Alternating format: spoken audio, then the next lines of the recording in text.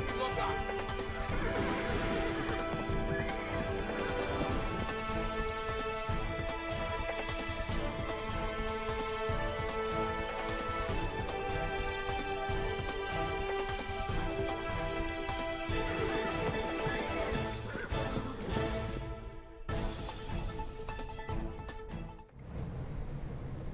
Quite interesting to have you join us on TMI. We look at issues surrounding politics, of course, other issues pertaining to the polity within and, of course, outside the country. Nigerians basically are warming closely, or let's say the electorate are warming closely to the 2027 elections, and, of course, the primaries that will be popping up, just like we had that of the All Progressives Congress, you know, is really giving a twist to how the 2027 election is going to be. Will it be by political structure or popularity? Well, so far we've been seeing what has been happening in the corridors of power, and of course the national lawmakers, the primaries that have been made, who's going to get a ticket, and we've been seeing results, you know, popping out from the All Progressives Congress primaries, in spite of the fact that some are quarreling over what is happening so far, and of course there could be reasons to allow the party to resolve all of these issues in it. Internal democracy is again another issue to determine how the 2027 election is going to be like. Will the ruling party be shooting its foot in the process, or will it get a victory? And looking at what is happening, and of course there could be some possible, you know, defections in all of this. Well, joining me to discuss this in the studio, all right, joining me is my co-anchor Anolu Apostevens. You look bright this morning. Good morning. You look great as always. Good morning, Philip. Thank you. Well, I think let's rule out some of the names that have emerged as the party flag bearers for the offices they are gunning for in the national legislations. We have Julius Ihonvere for Owan Federal Constituency of Edo State. He pulled that victory and won the ticket on the platform of the APC. And of course, we have Sosai Yahweh that also came up from the Labour Party and joined the APC, and he actually was in that, but there are issues that popped up.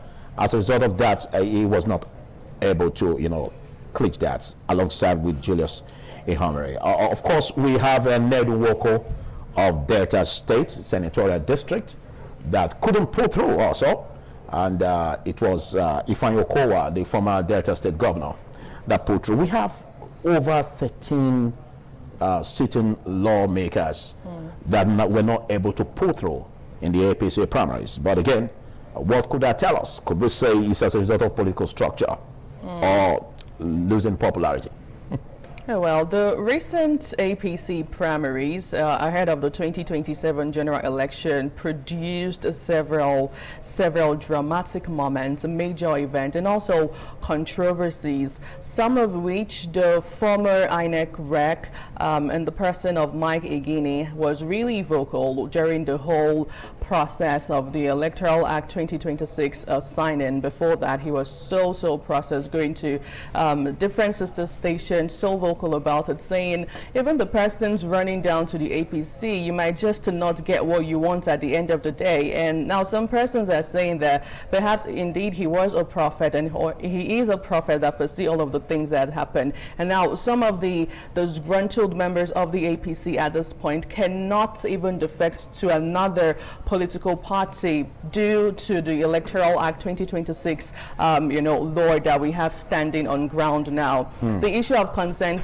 we didn't see that happen. We saw direct primaries online and offline. We saw videos of person counting from 1 to 10 to 100, and it was really hilarious. It speaks a lot about the kind of democracy that will operate in Nigeria. Also, persons who went smiling after after the election, we saw the likes of former Kogi State Governor Yahaya Bello. He actually made a strong political comeback. A lot of Nigerians questioning that move. Somebody who at some point, just last year, the FCC tagged him wanted, and then we're seeing him back into the political space within the APC. The likes of Godswill Akpabio, the Senate President, Senator Adams Oshomole, Senator Ali Undume emerged through consensus arrangement in their different states. And you also did mention the Delta State former Governor Ifeanyi Okowa winning over the incumbent Ned Nwoko. That also sparked a lot of reactions online. So there's so many things to talk about, but let's not forget, this is just the APC primaries. We're also going to have other political party primaries coming up. I hear that today the former president of Nigeria, Goodluck Jonathan, would be screened within the PDP, even though a particular churchman, a clergyman, over the weekend advised him not to delve into politics, just wash your hand off it. But we do not know if he's been forced to do it or it's something that he really willingly wants to do. And let's not forget, the Labour Party would have Diaz. The NDC, which is now the new bride in the system, would also have Diaz. But right now, the APC has actually set the momentum and the pace for political party primaries in Nigeria ahead of the election. Yeah, quite interesting. The political stream is getting thicker ahead of 2027, and of course we look at the need to measure up across board, across political parties, while the realignment of opposition parties work definitely to really unseat the ruling party.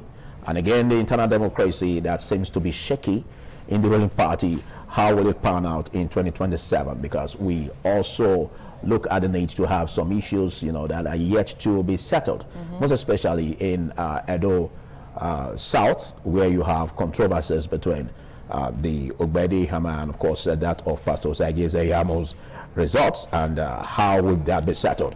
And again, if it's not properly settled, there could be issues where the other party or the other side that is aggrieved could take such weight to the opposition. And you know what that is. So how will the 2027 pan out? It is quite interesting even to see that in Ned Nwoko is already being defeated by the former governor of Delta State. Well, I'm sure a lot of persons saw that coming. Yeah, I saw that coming. Really, yeah, I saw that coming. And that's the beauty of democracy, if you ask me. You know, that's the beauty of democracy. But let's quickly join our Abuja studio for more of this. Good morning. And of course, also from our Lagos studio. Good morning, Abuja studio.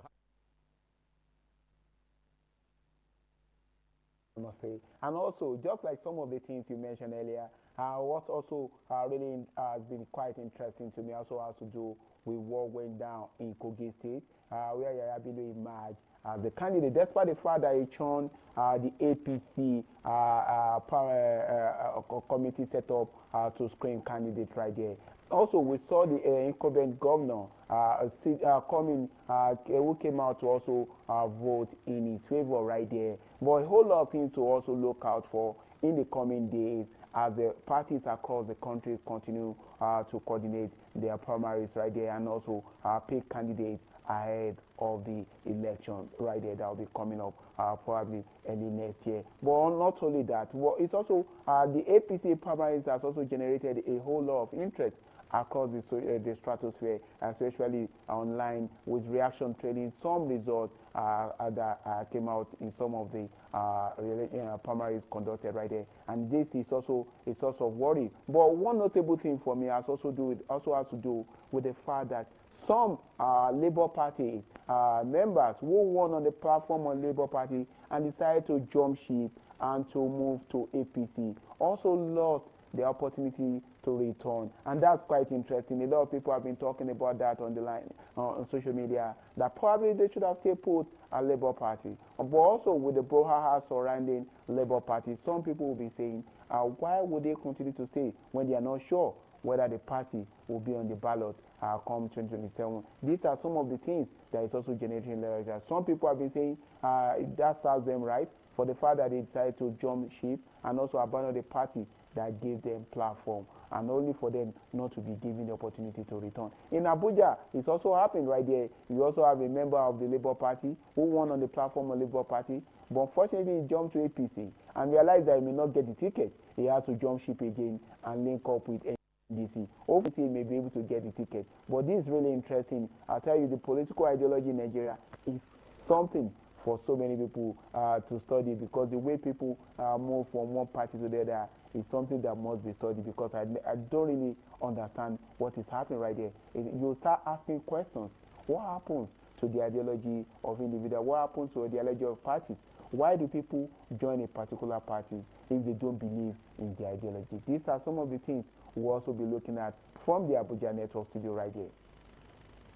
Thank you so much, Tolulope. I must say your cap looks very good on you. I like the style, the way it is. I'm basically I fashion it that way myself.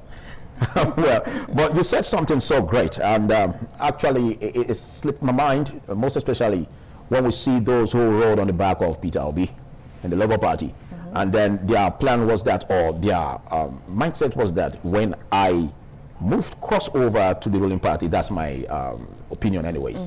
When I cross over to the ruling party, I'm going to make sure I sustain that ticket. But unfortunately, some of them lost out over the party primaries in the APC. But what does that tell us? But before we look into that, let's quickly join you from our Lagos studio.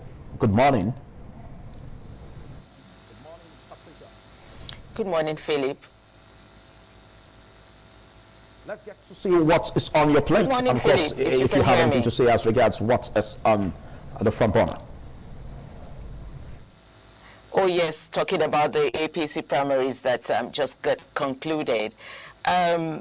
It says a lot about what the 2027 elections is going to look like, because we saw online on the social media, just like Anu said, where the numbers were counted from 10, 20, and then before you know, we're hearing 110, 120, and then it went on. And also those that left Labour Party and other parties who joined APC thinking, okay, they're in the safe place, they were going to grab the tickets, and they lost out. I mean, what are they going to do now? Are they going to join other political parties just to keep their office, maybe run for the election next year?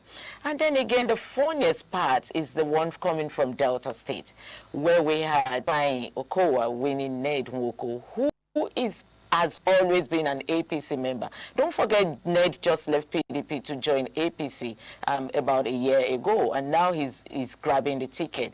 It's funny because I begin to wonder, is this how it works in the party? But it could just come, probably maybe you came in with plenty of money, so you win the ticket. And so what is it for Ned? Is he going to remain in APC, or he's going to move with his supporters to another party? Might not be able to grab a ticket there because according to the INEC, I think that is closed already to join a party, but probably move his supporters to support another candidate in another party. I mean, the upcoming will just unfold to tell us what is going to happen. But from Lagos, we're going to be looking at the APC primaries. Honestly, it is a thing that we should really, really discuss about and understand how the primaries went out. Here in Lagos, we have Desmond Elliott, who is already crying, saying they want to push him out, but Jabia Miller doesn't want him to come back for the 4th term. Well, we're going to be taking a look at all of that, and also how the reps are fighting back after the ticket loses, you know, because some of them lost in the primaries. So we're going to be looking at that and what the implication will be on the party come 2027 elections. Philip. Thank you, Patricia. Well, that goes a lot because basically we're discussing this across the studios, and it shows how thick this discussion will be, most especially looking at what is panning out, or what has panned out from the APC primaries, looking at the national legislators, and of course what it is bringing. Some would say the repos is bringing could in a way also favor the opposition. Don't forget, the opposition will be realigning and making sure that their doors are open for the factors that will be coming from the ruling party who may be aggrieved. And If that happens, if the party is not able to, contain this and resolve internal disputes, because there are big political figures that may be leaving the ruling party as a result of this if it's not properly settled. And that again will count in favor of the opposition. That makes it intriguing for the 2027.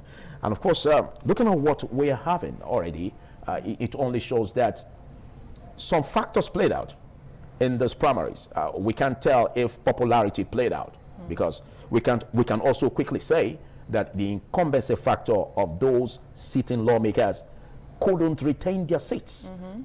Again, factors that could be like godfatherism probably played out. Factors that has to do with political structure, counting over popularity, probably also played out. And we are looking at all these indices playing out to determine who gets what, when, and how in 2027. Well, a whole lot of things actually happened. Different words to characterize the APC primary election, from dramatic to controversies. We saw where the incumbents, as you said, couldn't even retain their position. But I also love to say we well played out at the Delta APC senatorial party primary that we saw.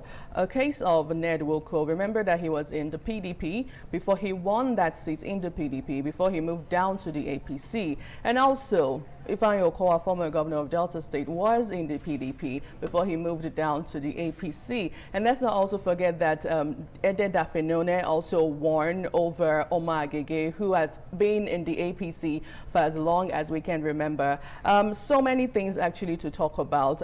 We saw a particular situation where a man was told that the election would start off by 11 a.m. Upon getting there, minutes to 11, he saw that the election had already been done and the winner had been called out. And we saw different dramatic situation happen, really, and it says a lot. Now, even persons, the big wigs in question, who would want to move over to another party or to defect, at this point you really cannot, due to the Electoral Act 2026. As I did say the other time, Mike Igini did say that persons who are jumping ship, moving to the APC thinking that it's going to be all ururu, you might just get there and be shocked. And that is what we saw happened from the weekend up until yesterday. I'm looking forward to see the PDP party primaries, really, because we have several defections. The Oyo State faction of the Oyo State governor is saying we have so many persons who would be screened for the House of Representatives different seats. On the other hand, today we hear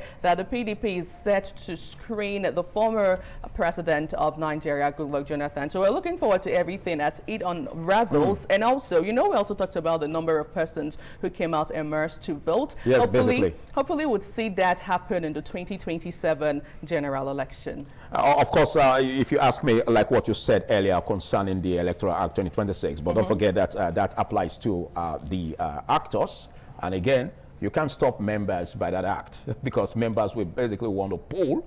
Except they want to do anti-party politics. Yeah. But if you look at situations where a particular candidate, aspirant, couldn't get what he needed to get on a popular party, and election comes, what stops the followers of that political figure or bigwig to join the other party in winning that victory? It happens. The electorate can't stop that, because members basically will want to move, or people want to do things that will unsettle the party that edge them out. Well, that's why I would say that the kind of democracy we practice in Nigeria is a unique one. And we've seen that happen. We have a sitting minister who, till date, we're confused which party he belongs, if it's the PDP or the APC. At some point, we call it the PDAPC. So we see that happen, except they want to do it backdoor. I mean, it's allowed, kinda. Another thing we'll be looking at, because we always come out to talk about the need for the electorate to close the gap, to come out in mass and determine who wins the election. Don't allow the party members alone to do that, because we could see the majority strength pulling out from the ruling party. Sometimes you wonder, could the electorate really beat this population come 2027? Well, I know it is going to be really tough, because majorly we have the other opposition that are really mobilizing huge strength in the Nigeria Democratic Congress, and of course the ADC, and that also brings about how the 2027 election is going to be like. But just like the Book of Wisdom will say, he who thinks he stands should take heed lest it falls. Oh my God, Pastor Philip! I tell on you, the mic at this point. Well, just as the former president Jonathan Goodluck has been advised in that prophecy that he should stay back. What happens? But that's common sense. Right. It is. That's common sense. It is, because I feel to stay back. I feel the kind of politics that we're playing now is different from when he was the president, the sitting president. That he had all the opportunity to, you know, remain in power, but he chose to play the statesman. So I would also love to add that right now the APC has over 13, last time I checked, 13 million registered members in the APC. You kept doing that. And I think the closest now is the NDC, which close to 10 million, you know, registered members. So it's getting all heated up for the 2027 election. Well, we can't tell, but if we look at it closely, maybe what the governor said in Edo State, that 2.5 million votes. I know even the party leader, the party chairman also said about 3.5 million votes anyway. But it could be that we could be getting it closely. As we have in the register, we already have about 2.9. And of course, but the voting population is usually quite smaller than what is on the voters register. Well, how will this be come 2027? I'm really anticipating. Of course. and of course, I know the electorate will be coming out en masse to really add to these numbers to decide who takes us there. Don't forget, it's just the APC primaries. We're also expecting other party primaries. And of course, they all will lock arms in 2027. This is quite a championship, bigger than the championship leagues. Absolutely, politics. All right, we'll take a short break, and after which we could be looking at the pages of the newspaper and dive into Bon Appetit. Do stay.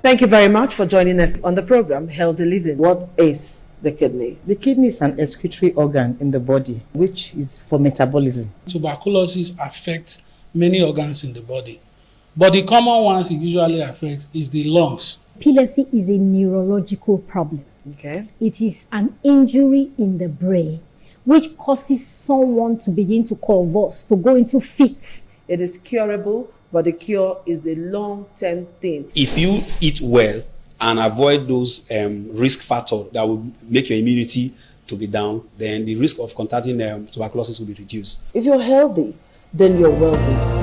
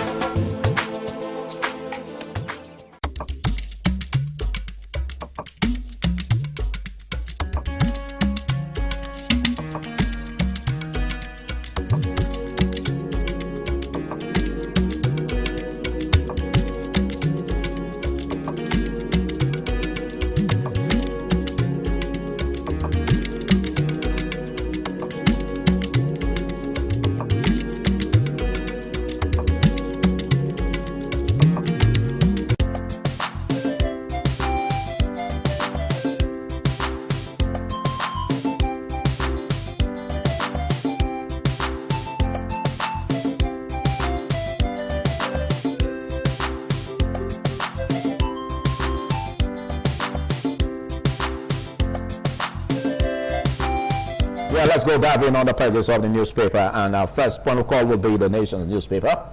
And on the Nation's, we have something very intriguing, just as they say. What happened to an individual could be another challenge for another. Well, let's look at this, where it says Senate race, APC governors and 7 senators scaled through on the Nation's newspaper. And of course, we also understand that some 7 senators couldn't scale through, on the APC primaries. But well, we're going to be seeing more of that from other parties, and this is not the proper election yet, just primaries, party primaries, ahead of the 2027 elections. Of course, this says on the top of the cover page, Tinubu's security closing in on Oyo people's abductors. Security closing in on Oyo people's abductors, coming from the presidency. And of course, how El-Rufai TV interview ignited phone tapping probe by DSS. Nigeria deploys troops in Benin Republic to protect democracy. That's quite interesting. Protecting democracy. We see our nation, Nigeria, and its government on the forefront. And of course, this also says Ekiti Council workers pledge 200,000 votes for Oyebanji. And you get that on news page 7. Of course, Omar Gege Owoko Okorocha Ogun Deputy Governor, flood. Return tickets for Akpabio, Barao, Bamidele, Lawan, others. Shekarao, Shehu Sani, Okowa gets a nod. And that's basically it. Democracy can cut through any of the direction. This says Dangote Refinery reduces aviation fuel price to 1,650 naira per liter. And that's what we get on the Nation's newspaper. Away from the Nation newspaper, the Daily Trust newspaper is up next, leading with this intriguing, interesting headline that says Nigeria bleeds as politics takes center stage. Has governance gone to the backyard? Is the big question. As it says in the sub-rider, abducted teacher killed. In Oyo, 7 soldiers in Sokoto. We saw that happen yesterday. Really quite a sad one for the people of Oyo State at this point. Away from that, we also have a picture, a diagram there narrating or describing the incident of the locations of the scenes of abductions in Oyo and Borno State.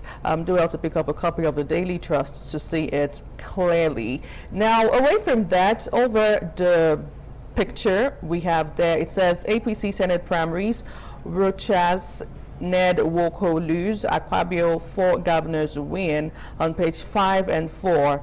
Also on the front page of the Daily Trust, 91 days after El-Rufai remains in detention, on page 7. Well, still on the front page of the Daily Trust newspaper, 2027 court fixes May 26th for judgment on Jonathan's eligibility. That's the former president of Nigeria, Goodluck Jonathan. Tanker crashes into house, kills woman, grandson, on page 21 of the Daily Trust newspaper. And I think that's all we have on the Daily Trust newspaper this morning. Away from the Daily Trust newspaper, let's go over to the Vanguard newspaper. Philip. Okay, so on the front page of the Vanguard newspaper, what we have is the APC Senate primaries. It says Okowa, Abiodun, Uzodinma win, Ned Woko, Goje. Others lose. Well, sub-rider says Baru, Bello, Oshomole, Kalu. Others clinch return tickets. Jack Reach, Ban Nigo, Da Nagogo. 41 others disqualified. Drama consensus protest erupt right there. Away from that headline, Oyo school kidnap, teachers, students protest, colleagues abduction, killing. It says sub-rider Tinubu condemns killing of abducted teachers. When children are hunted in classrooms, silence becomes complicity. Who was speaking? The Christian Association of Nigeria, CAN, on page 7. Ebola fears, Nigerian scientist warns emergency border surveillance, on page 9. Obi emerges NDC's sole presidential aspirant. Well, still on page 9, which is it's not a news to a lot of persons, I would say. Away from that, yesterday we saw protests happen in Oyo State due to the killings and the abduction of children right there in Oyo. Osun government Accord Party raised alarm over planned mass arrests of officials, leaders on page 8. Fund tapping charge, court grant El-Rufai 100 million naira bail, allegedly rearrested by DSS. Jury begins deliberations in Alison Maduwe case alleged bribery trial on page 6. And finally, on the Vanguard newspaper this morning, diaspora remittances stabilized at $21.8 billion in 2025 amid global pressures. Philip, I saw you chuckle when I talked about Obi emerging as the NDC sole presidential aspirant. Of course, if you ask me, that's a big force to really identify with, if we look at what is happening in the political stream. Of course, we know that the ruling party has got huge strength in terms of population. But again, don't beat that off the NDC this time, all just because there's a big political figure that dived into that party. He is a figure that will pull a huge difference in the 2027, but we can vividly look at a comparative factor that played out in 2023, and Obi was almost nearly clinching the office of the president. But well, let's see how that will pan out in 2027.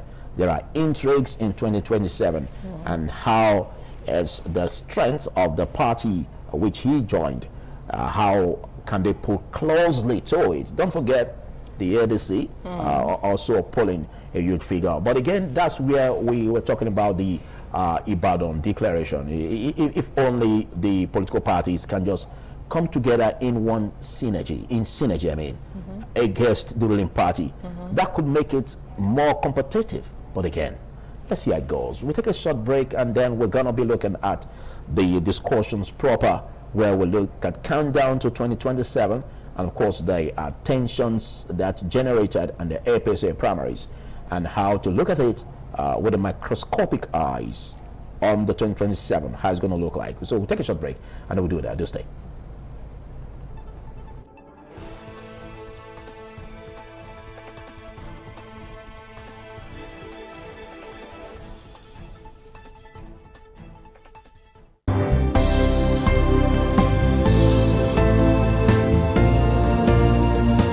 Thank you very much for joining us on the program Healthy Living. What is the kidney? The kidney is an excretory organ in the body, which is for metabolism. Tuberculosis affects many organs in the body, but the common ones it usually affects is the lungs. Epilepsy is a neurological problem. Okay. It is an injury in the brain which causes someone to begin to convulse, to go into fits. It is curable, but the cure is a long-term thing. If you eat well and avoid those risk factors that will make your immunity to be down, then the risk of contracting tuberculosis will be reduced. If you're healthy, then you're wealthy.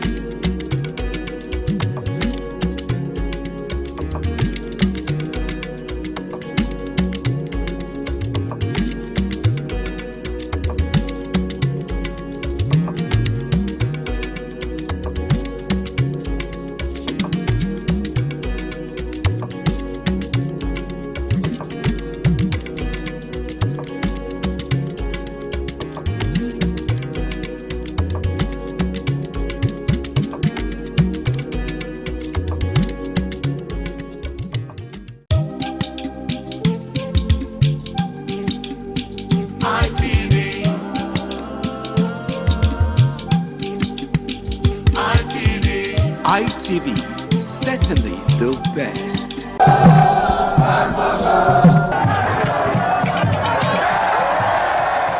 the land of Owa is inhabited by the people with common ancestry, language, religion, economic and socio-political ties. However, irrespective of their subtitle difference,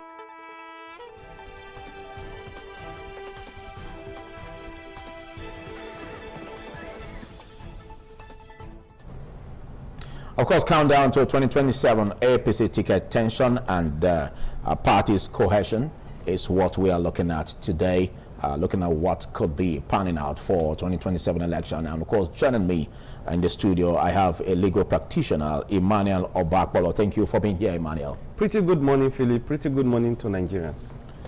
Joining me via Zoom, I have a member of the All Progressives Congress, and is Honorable Emirale Osa Kindness is joining me via Zoom from Benin. Good morning, Honorable Osas. Good morning. Good morning, Philip. Good morning, Edo people. Good morning, Nigerians. It's always a pleasure to be here. Okay, I believe you can hear me, please, if we can get the volume up on that. Well, let's quickly start with you, Honorable Kindness. This primaries that put through on the RPC basically came with some questions about what transpired and, of course, what factors determined the results. We understand that some sitting lawmakers have been edged out, and we don't know, is it as a result of political figures that stood in their favor, or was it that they were more popular than the sitting lawmakers? But let's just look at your thoughts on how it has been so far as regards the primaries. Well, it is important to say that primary elections for political parties is beyond just an exercise within the political party. It's the bedrock of democracy. And the process is important in determining the outcome of subsequent elections that follows. When it is poorly managed, it breeds resentment, it breeds defection, internal crisis, and ultimately it leads to electoral failure in the elections. I haven't said that. I want to say that what has happened within the APC is not new.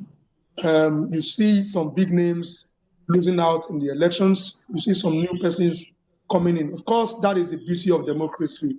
The factors that determine the choices that people make varies. It can be personal, it can be genuinely so, it can as well be out of grudge. You know, that is exactly what you have seen within the APC. But I believe that the handlers of the party, we at this time begin to look at the process of pulling the party together, reaching out to those who are aggrieved. Of course, people, especially in our climate, people do not agree ordinarily with the outcome of election because they believe they are shortchanged, especially when there are obvious flaws in the process. And I believe that is what just happened yesterday, and it will see happen, you know, in the coming primary elections. You know, we have just had the House of Reps. Yesterday we had the senatorial primaries. Tomorrow we'll be having the House of Assembly, thereafter the governorship, and of course the presidential primaries. So people will continue to disagree. People will continue to fault the process. But I believe that the handlers of the party, the managers of the party, at this time must wrap their head how they are going to manage it. Okay, well, are you also considering the fact that, still with you, Honorable Kindness, are you also considering the fact that this could pull defection into other political parties if this matter is not properly resolved in your party?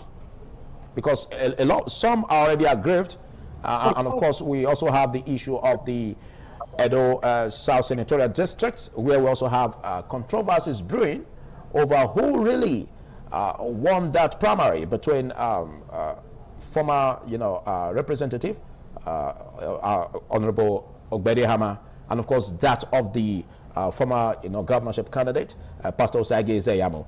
Do you see possible issues panning out that may lead to a ripple effect against your party if this issue is not properly resolved? Very true, very true. I think what happened yesterday in Edo South was rather unfortunate. Rather unfortunate. First, we must realize that we had 3 senatorial districts in Edo State. There was no crisis in Edo Central. There was no crisis in Edo North. In fact, the candidates there emerged by consensus. But the attentions now was diverted to Edo South. And what you saw yesterday was, to my mind, a failure of management of those who were supposed to put the party together and ensure that a level playing field is given to all the candidates and to all the aspirants, and ensure that people are not seen to be intimidated, people are not seen to be shortchanged. So when that was not done, it resulted to what you see yesterday, where, as it stands right now, 2 people are claiming to have won the primary elections. And but again, like I said, it is an internal party affair. Those who are involved, I believe, are strong party men, and the internal mechanism of conflict resolution in the party will be activated with the view to seeing that the party goes into the election stronger, to see that those who are aggrieved are appealed to, so that we do not go into the party divided like the party currently stands. I want to say that those who are responsible or saddled with the responsibility of managing the party at this time must put sentiment aside, at this time must look at those who are strongest so that we can go into the party stronger. Of course, after this kind of exercise, you expect people to be aggrieved. You expect those who didn't win, who feel that they have been intimidated, who feel that their choices have not been respected, will be angry and adjust into other political platforms. That is not new to us as a party. That is not new to us as a people. But I believe that the people who are involved this time are strong party men. Pastor Osagie Ezeyamu, a very respected member of our party, Honorable Ogbede Hama is also a very respected member of our party. I believe that they will handle the issues as strong party men, and at the end of the day, the party will go to the election stronger. Thank you, Honorable Kindness. Well, this is quite intriguing, and well, let's get to you, the legal practitioner Emmanuel Bakpalo. With what has happened so far, I believe you've been monitoring closely. Now, how do you see this as could be impacting on the internal democracy of the party APC, and what do you see playing out? Because even some sitting, lawmakers were edged out. Well, I do not know. I think APC has come to give another definition to primaries election. And what we saw, not just Edo State, it's not centered on Edo State, all over the country, what we saw, what we heard, and the news making the round goes to show that the All Progressive Congress is not a political party, but a gang of explorers. How do I mean?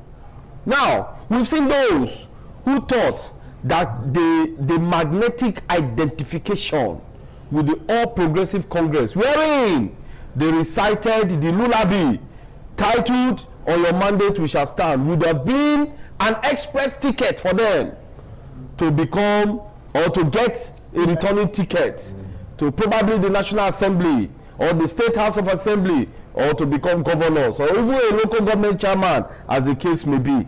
I've seen that lullaby that they recited was a mere joke and nothing but so. And today, we've seen catalogs of complaints here and there. Yes, the All Progressive Congress will tell you that yes, you need in situations like this there is room for complaints, but the party is going to resolve it. I tell you, I do not know the difference now between a consensus candidate and a direct primaries election. I cannot really know the difference now because of the All Progressive Congress. We saw in Edo State where they agreed. If you agree as a political party that we want to have a consensus candidate, then there was no need for any primaries. But we saw where people were giving money, people on the street begging them to come and queue just behind one man. Do you call that primaries? Do you call that democracy? But that's what we saw them do. And to my mind, I think that is a reflection, is a sign of what is going to happen come January 2027 and other elections that is going to take place next year 2027. Because if the primaries of the All Progressive Congress could take this direction that it has taken, then Nigerians should prepare, should be well ready for what is going to befall them come 2027. I do not think that what they conducted was really a primaries. I do not think so, because already the godfathers upstairs have already anointed candidates. What we saw, you see in Delta State, even the person of former Senator Omar Agege lost to incumbent Senator Ebe Dafinone. And what was the news making the rounds even before the election was that the godfather of Delta State had already anointed him. So it was just a sheer display of arrogance and the embrace of the doctrine of shambolism by the All Progressive Congress. That is what we have seen. Okay. And I am afraid for them.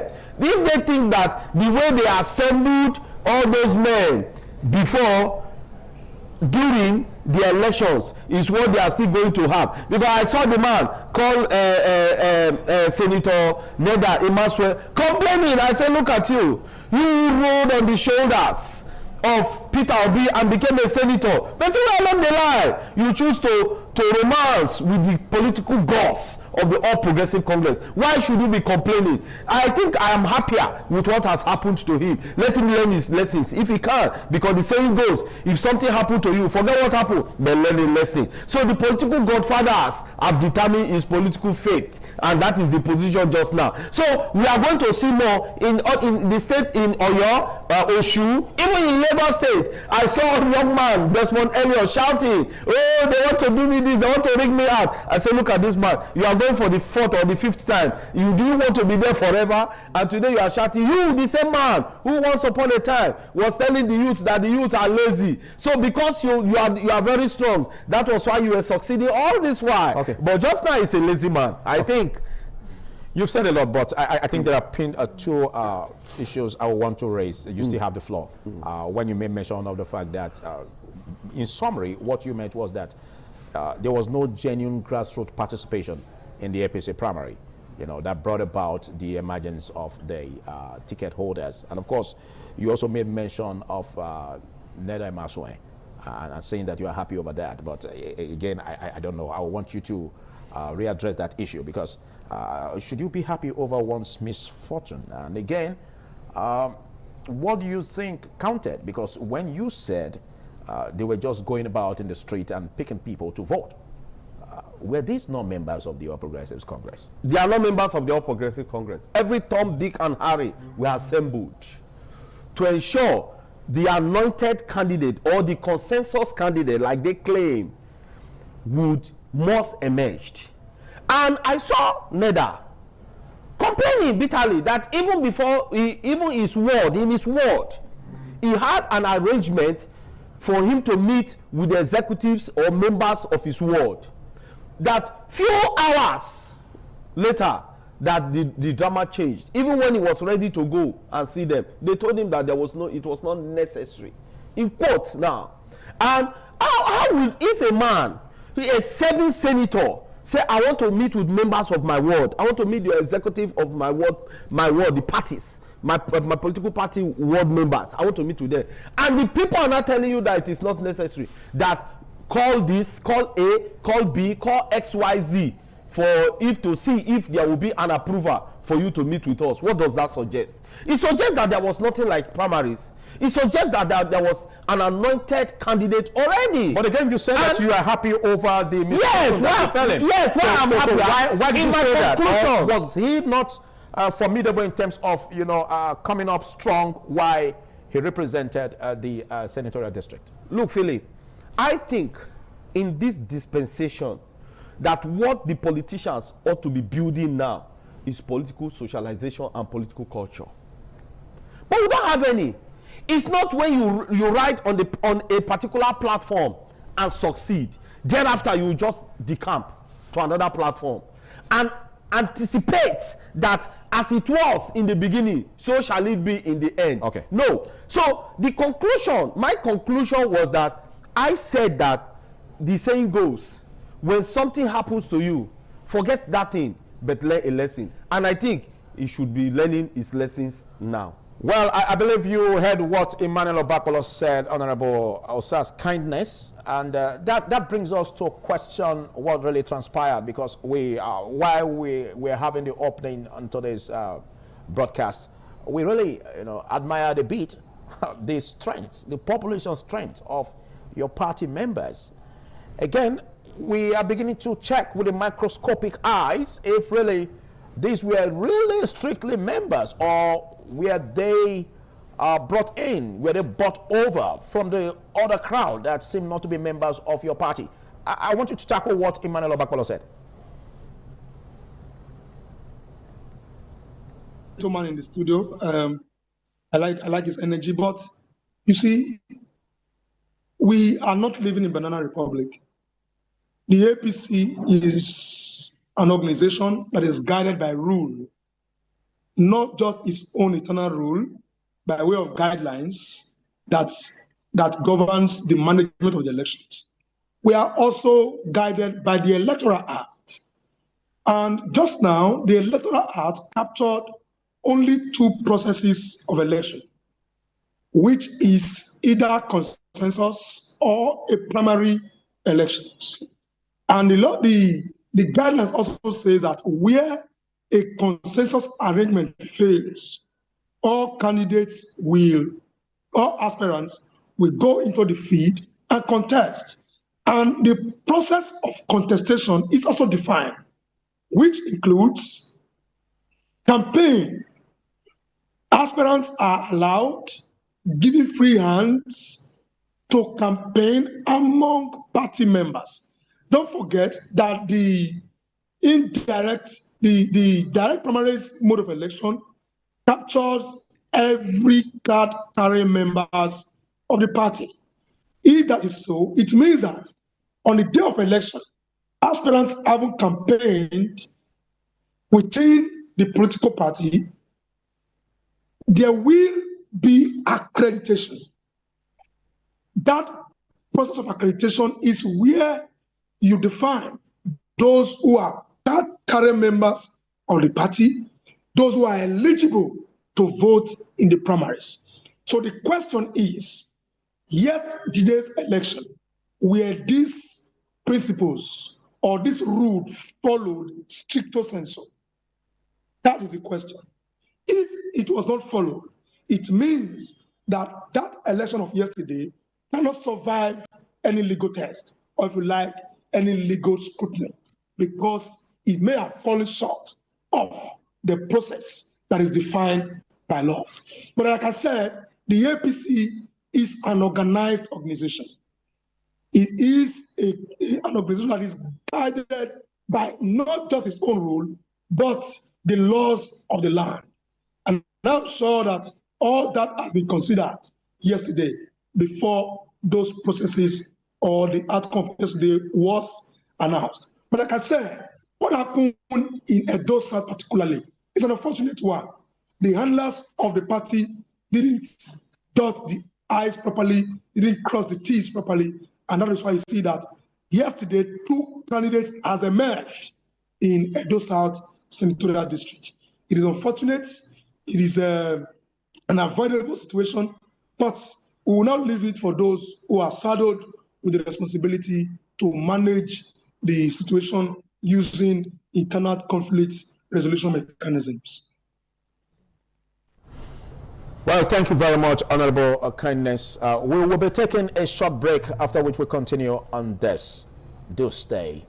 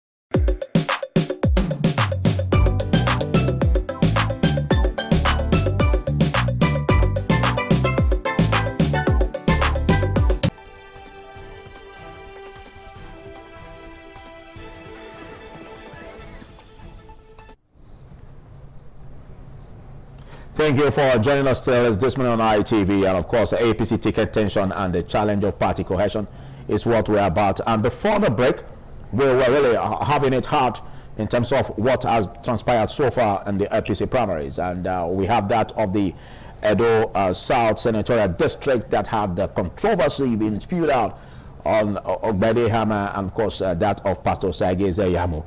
But well, our reports just have it that Ogbede Hama won that ticket under the All Progressives Congress. Let's go back to you, Honorable Kindness. If we look into what transpired in that, and of course looking at the result that has been announced on your party. How do you see that affecting your party's election come 2027? Looking at the big week, that is aggrieved in this matter in the person of Pastor Osagie Ezeamu. Pastor Osagie Ezeamu is as old as APC itself. He is not a man that should be wished away just like that. Same with Ogbede Yama, a former House of Rep member, who has also contributed his quota to community development, especially party growth within the APC, and have friends across party divide. Don't forget too that Pastor Osagie Ezeamu has been a governorship candidate twice in this state, first in PDP, later in APC. So his support base is not just within Edo South, it's across the state, even beyond. Therefore, we must, at this time, be very careful as a party in handling this situation. If not, there will be ripple effects, and it will be very, very devastating. Therefore, we will have to appeal very strongly to the governor of the state, Senator Monday Okpebholo, who is the leader of the party just now in the state. He must at this time call every stakeholder, both within the state and outside the state, to see that the issues are properly managed. If it is not properly managed, as a party man, I must tell you, we have reasons to be worried because those who are involved, it is not just about themselves. The interests of their followers has also been tampered with. Their anger has also been ignited. And that, if not properly managed, may snowball into resentment, may snowball into defection, party crisis. And that is where you see people now having anti-party activities on the day of election. So I think that the party is capable, the leaders of our party are capable, have implicit confidence in the governor that he will manage it. But I must say that the process of that leads or led to the election, the primary election itself, was not properly managed, and leadership at this time must take responsibility to see that the right thing is done, so that we do not suffer the effects of our poor judgments. Honorable Kindness, yes, thank you. I really wanted to cut in, but we really want to understand what transpired. I agree and I appreciate the fact that you were very careful in dropping your comments, when it came to this aspect, because prior to the primaries, there have been rumors about an anointed aspirant for that position of the Edo South Senatorial District. And again, we understand you also made mention of the fact that, and even established it, the popularity of Pastor Osagie Ezeamu, even as the former, governorship candidate of your party. Now, looking at what this is, some will say it's laughable, what we're just saying now. So do you see, or can you, what do you have to respond to what some will say that this could be as a result of the anointed candidate that filtered through in your party? Do you see political control in that rather than popularity? Philip, don't forget that those we call leaders, or if you like, godfathers, are members of the political party. They have their choices, and they have the right to support any candidates they choose to support. Therefore, we cannot fault the choice that they make in their candidate, but we can question the process and the pattern in which they choose to support that candidate. And don't forget that the law says that where consensus is not working, primary election should be allowed. And that being so, everybody must be given a level playing field. So whether you say that there was an anointed candidate, what they call an anointed candidate are those candidates that have the support of leadership. So while leadership have the right to support candidates, they must also ensure that in doing so, they do not also infringe on the rights and privilege of other aspirants. And that is what I think may have happened yesterday in Edo South, where the establishment was seen to be in support of Ogbede Iyama, whereas the popular party people, large numbers of the party, the grassroots, which you believe and agree with me very strongly, that Pastor Osagie Ezeyamu is a grassroots politician. Like I said, he has a very strong support base. But Ogbede Iyama has the support of establishment. I must also add that he himself is a grassroots politician and also have a strong support base. What I think should have been done would have been that everybody would have been allowed to go into the field and test their popularity. But I think that's what happened, save that there was no proper management of the situation. That is where you see that two parallel primaries were conducted. Thank you. And as it stands right now, two persons are laying claim to the tickets. Thank you very much, Honorable Kindness. Well, let's get your thoughts on this because we can't tell what played out. Was it popularity or political control? But like what he said, that seems to be more on political control because it could be laughable, like some said, not me, that testing the popularity strength of the Pastor Osagie Ezeyamu and that of Ogbede Iyama, there's no near figure. The dichotomy between, the political dichotomy between Mr. Ogbede Iyama and that of Pastor Osagie Ezeyamu is a very wide one. Big off. I think even Ogbede Iyama himself will acknowledge that fact. But what we saw was the principle of godfatherism and nothing less. I don't think we should give it any other name. But what could be the two cases for the godfatherism? That goes to tell you that has it to do with who can be controlled, why in power?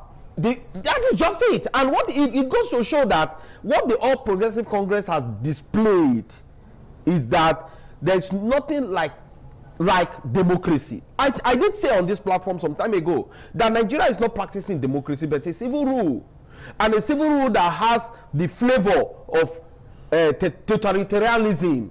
Are you getting me? So if you look at all over the country rather, you will see a lot of this display.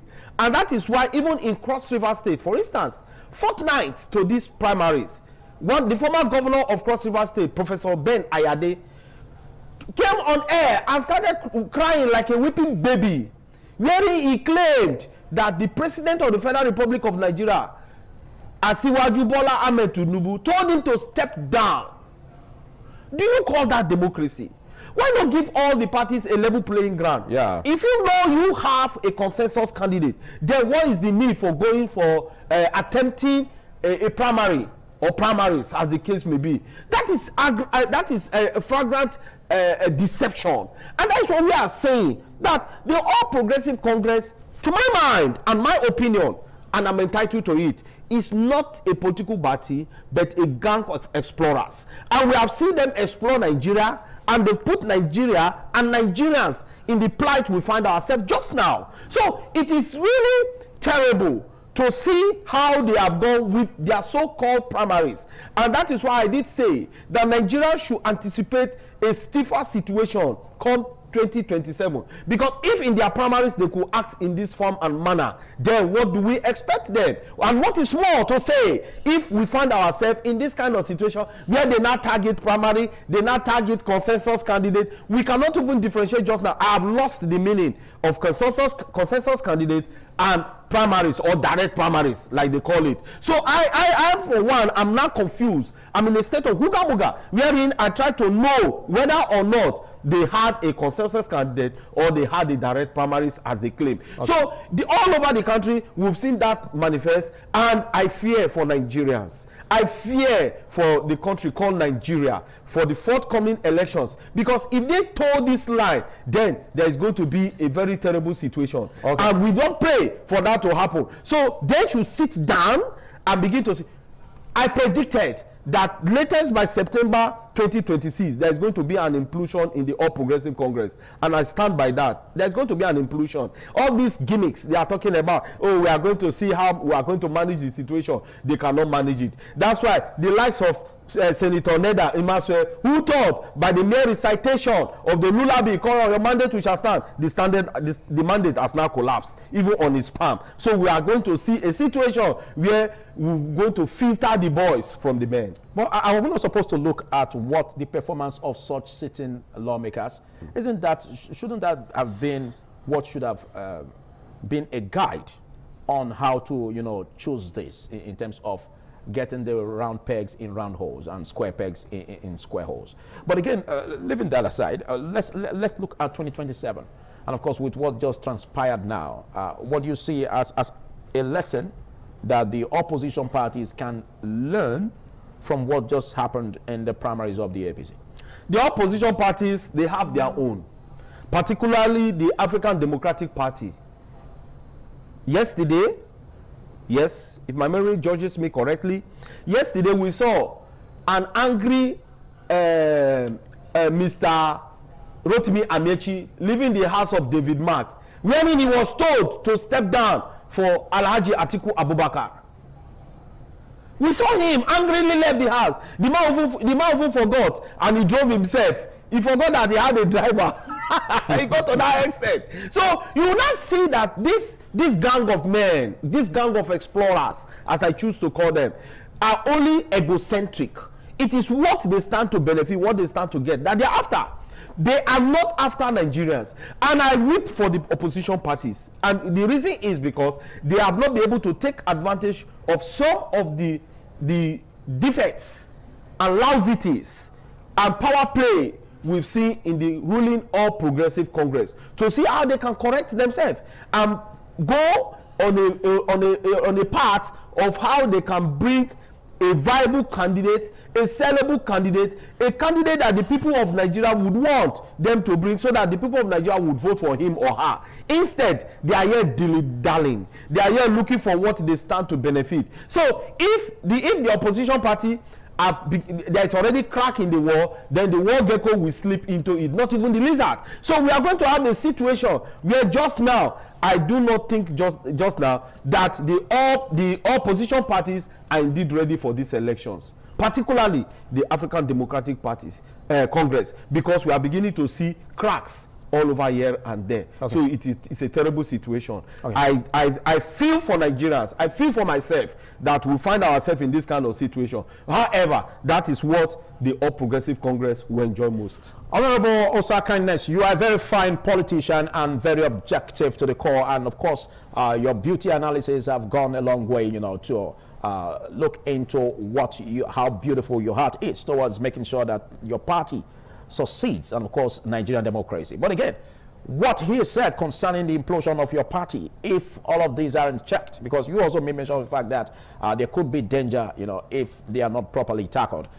What do you see as what your party should, look into in the nearest future ahead to 2027? Because some have said that your party seems to focus on those who are loyal to it, rather than popularity and competence in giving tickets on the primaries just now. What do you have to say? Well, Barrister Emmanuel Papolo seems to be very emotional this morning, and of course, almost betraying his emotion. He has something personal against, I can tell, without a shadow of a doubt, that he has something personal against Senator Neda Imas. He has something personal against the All Progressive Congress. And that being so, is almost betraying objectivity and aligning with his emotions. But it's okay, he's at liberty to do so. But you must understand that in a political process, or in every elective process, there is room for persuasion. Don't forget, emphasis on persuasion. That is what you see played out in Cross River State in the case of Ben Ayade, that the president called him and prevailed on him to say, look, for XYZ reason, let this person go. And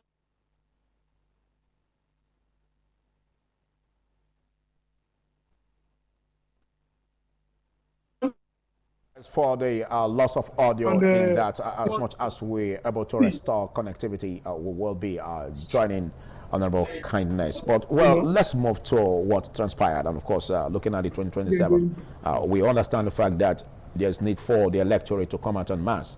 And, of course, some have said the majority or the strength of the political structure of the ruling party, you know, may outweigh that of the electorate if they sit at home and don't come out en masse to close the gap. What do you have to say? The electorate are ready to come out to vote. But we have a very difficult situation at hand. And what is that situation? Insecurity. Few days ago, teachers, pupils, students were kidnapped in Oyo State here or adopted. And they said they are bandits, but I choose to call them terrorists. And the news making the round is that one of the teachers was killed. And here we are in your newspaper review. I heard you say on the Nation paper that the security forces are trailing or near to the terrorists or the bandits. That is laughable. That is shameful. We have been saying this. The lives and properties of Nigerians should be protected, as right to life is sacrosanct. In an ideal situation, Nigerians will come out to vote. But where there is gross insecurity, as we have just now, you think anybody will want to come out? And I think maybe that is the strategy of the All Progressive Congress. Because if not, I do not think that the president in this very moment has not been able to address Nigerians on those persons that were adopted. The president to this very moment has not been able to call for a security meeting that will ensure. The president to this very moment has not been able to declare emergency on insecurity. And we are talking of elections. And the interest, the zest of the president just now is how he will be re-elected, either by crook or by hook. But I do think that shouldn't be his aim just now. When you secure lives and properties and you do well as a president, I do not think that he needs to even do any campaign. But what we have seen just now, how they'll be able to assemble everybody in one train. That train will crash. And that is the implosion I'm talking about. All right. So we want a situation where the lives and properties of Nigerians will be saved and secured. Okay, I'll come back to you for your closing remarks. Let's quickly get to you, Honorable Kindness. I believe we're able to get audio quality in that. Over to you, Honorable Kindness. Pick up from where you left off. Yes, I said Barrister Omonobapulo is very emotional this morning. Of course, like many Nigerians, he has right to be emotional, but say that he's almost allowing his emotion to becloud his sense of objectivity. And having said that,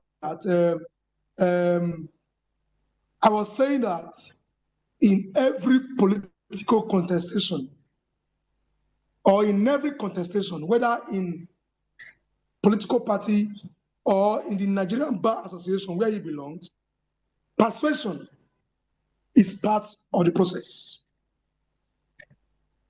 Those who have the capacity to persuade contestants or aspirants can persuade one or two persons to step down for X, Y, Z reason. And that is what played out in the case of Rivers State involving former Governor Ben Ayade. And it is not out of place for that to happen. So that, for me, is completely irrelevant to this discourse. Did Ben Ayade say that he was intimidated? He didn't say so. He only said that the president explained or prevailed on him to step down. And I'm sure the president have very strong reason, and he bought into the reasons of the president. And that is why he stepped down. And talking about the security situation of the country, we cannot, on the basis of our political divide, begin to try to paint or beg the question of the issue of our security just now in the state. But talking about the role or the steps the president is taking, he must understand that the issue of security must be dealt with in utmost confidentiality. And I'm sure the president is concerned about the security situation in the country and is taking steps to see that those issues are resolved with a view to seeing that Nigerians live peacefully and securely in every part of this country. The All Progressive Congress is a party, is dealing with its own situation, its own problem, like every other political party. Don't forget what happened between Wike and Atiku that have led to the implosion of PDP just now.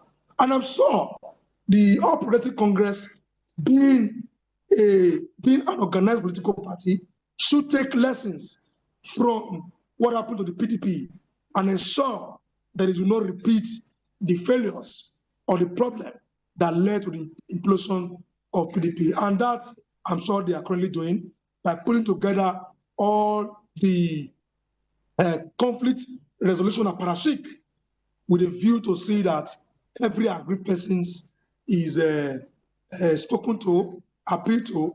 And of course, we also take cognizance of the fact that every person will not agree.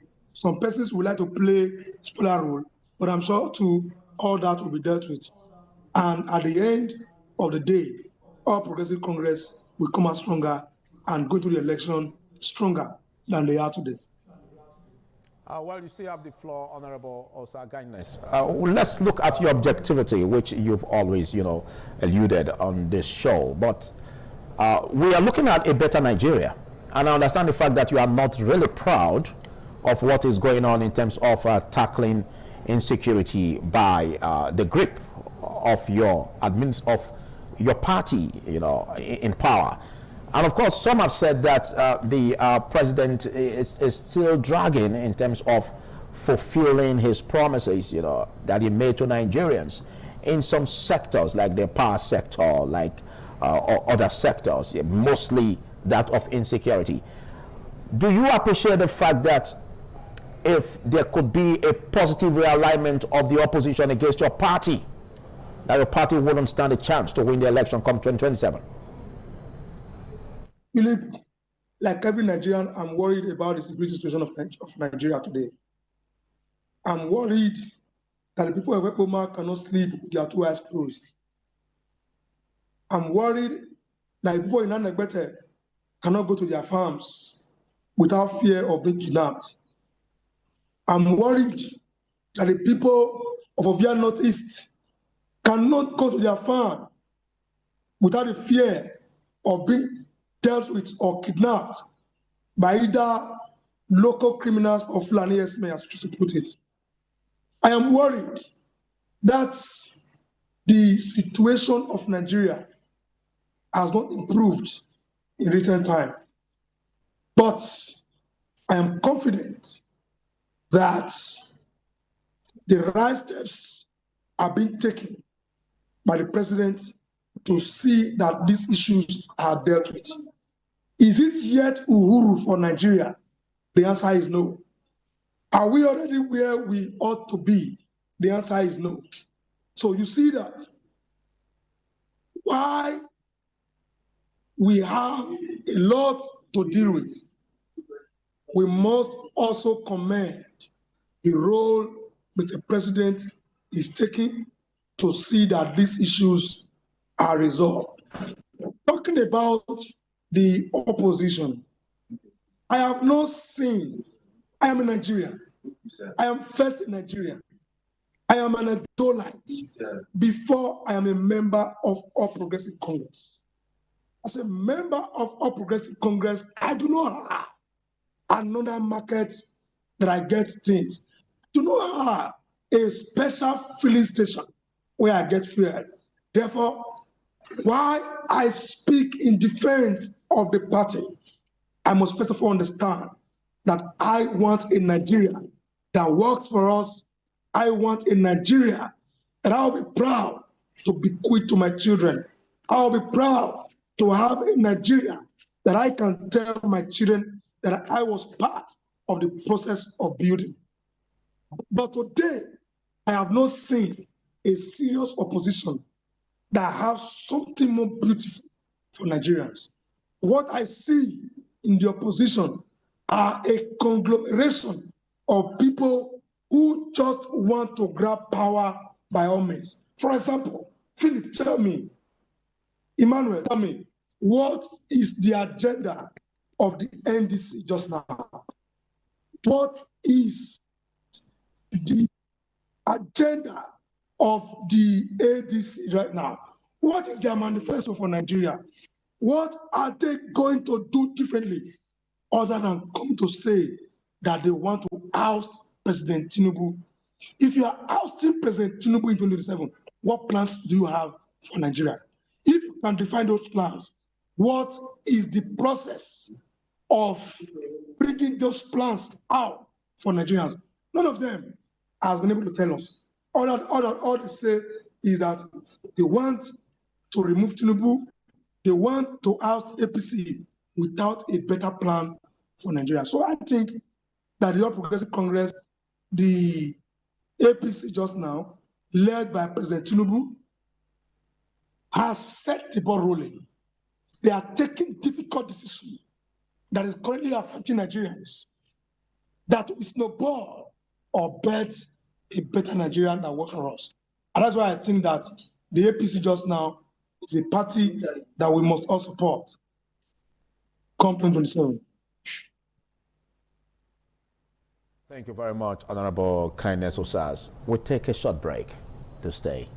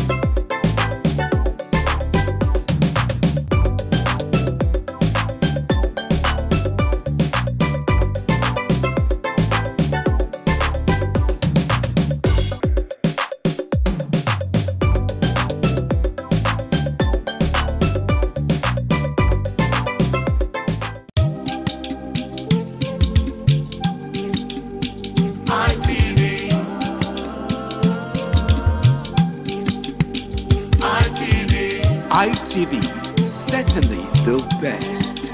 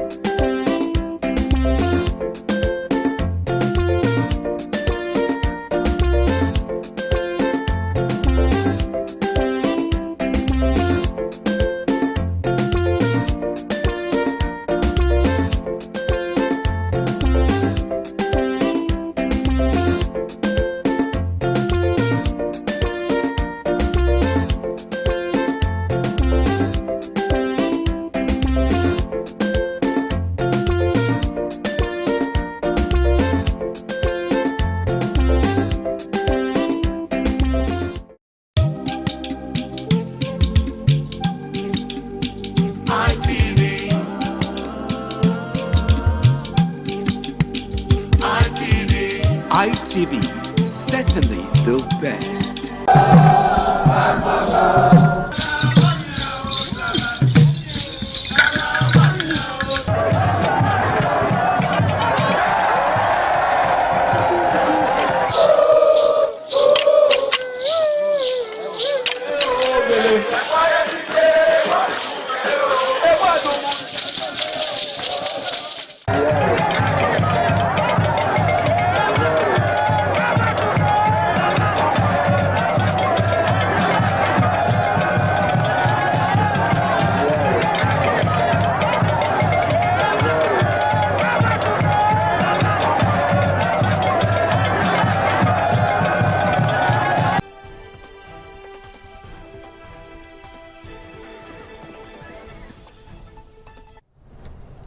Yeah, still this morning on ITV, where we'll now be getting a feel from the Abuja studio. Over to you, Tolo. Thank you so right there for linking up, and I'm listening to your discussions right there. Talking about the outcome of the elections and looking at the fallout from that. And earlier on in the course of this program, I said something about the some people are moving from one place to the other right here. Talking about, let's take a quick break.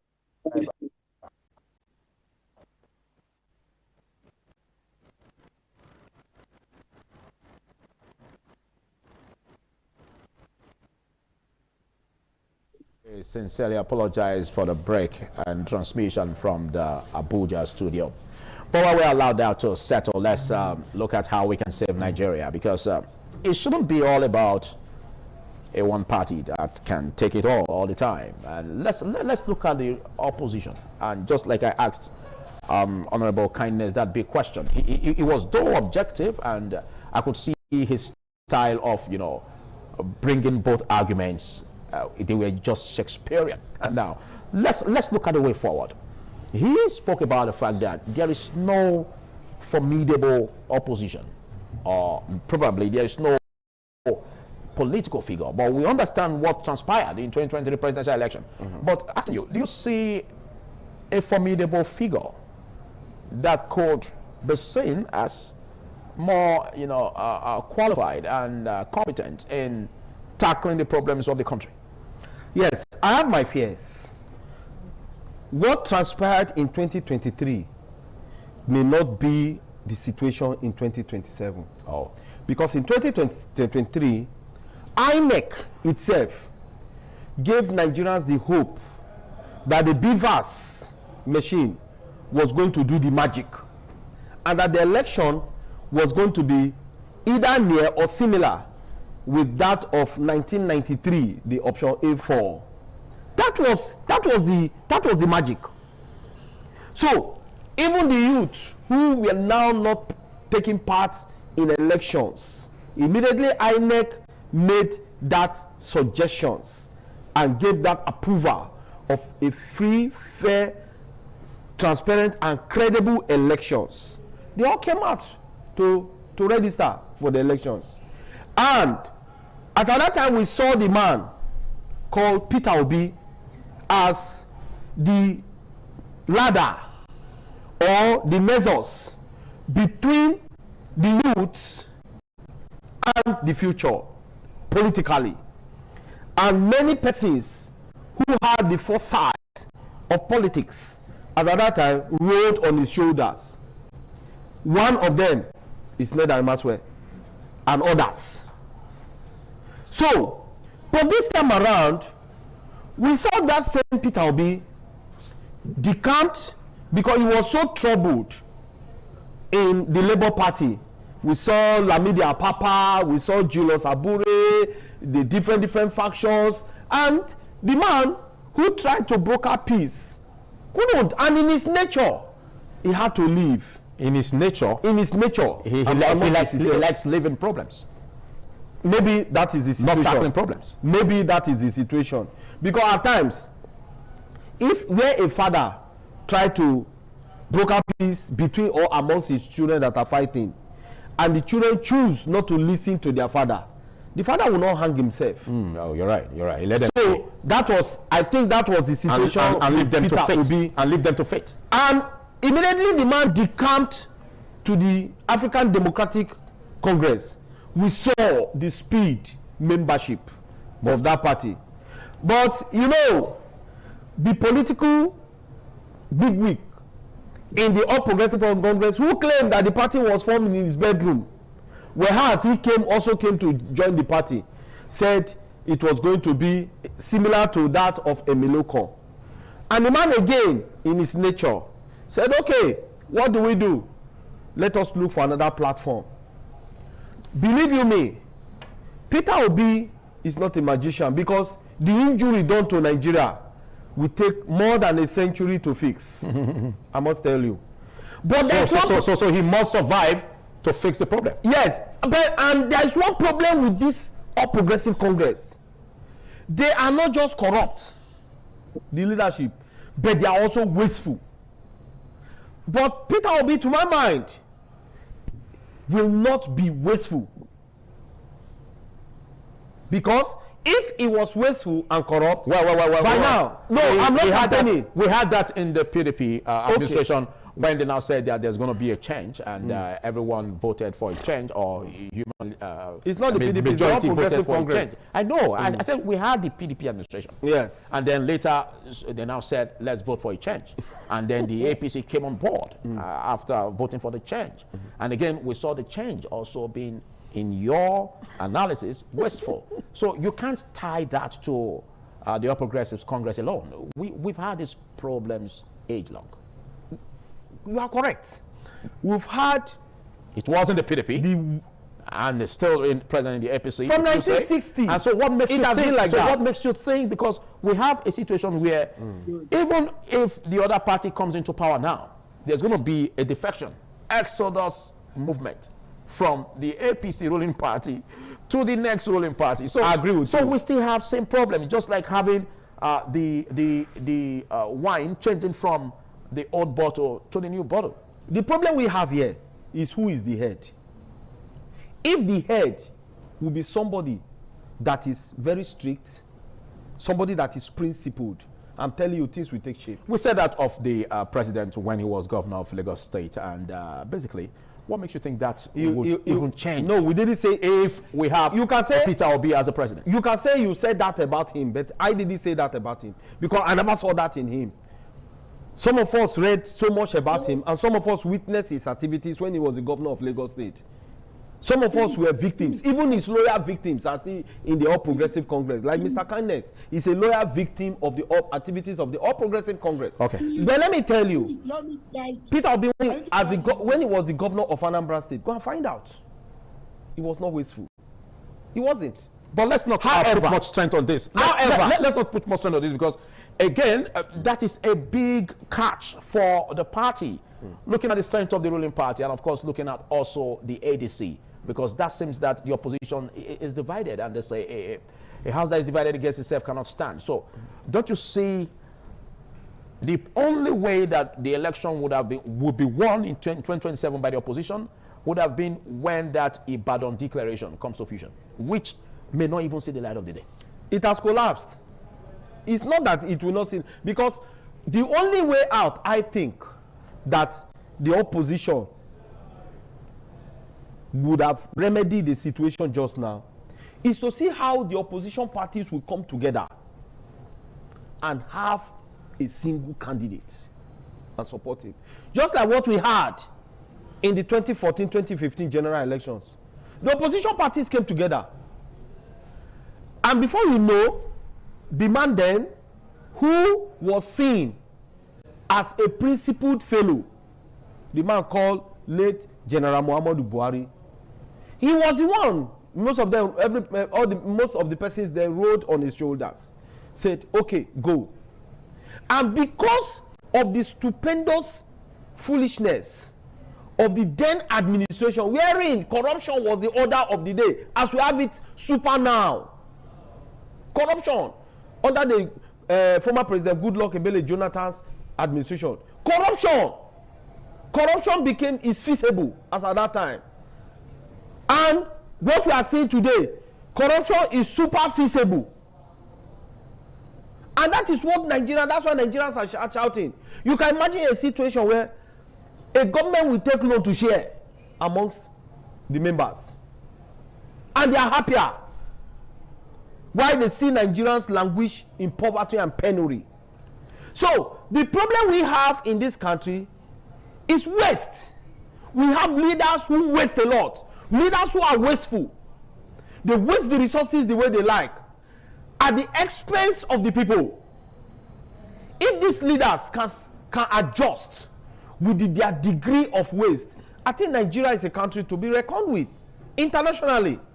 But because the principles and the character of waste that is in them as manifested, here we are. Okay. Well, Honorable Kindness, I want your reaction in that. Are you there, Honorable Kindness, please? Philip, I've been calling to allow me to direct so I can guide Emmanuel properly, but he didn't listen to me.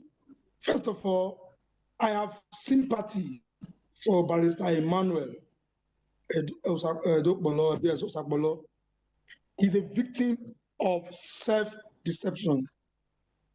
It is okay to lie to others, but it is deadly to lie to yourself. The man I see in your studio is my friend and brother, but he is lying to himself.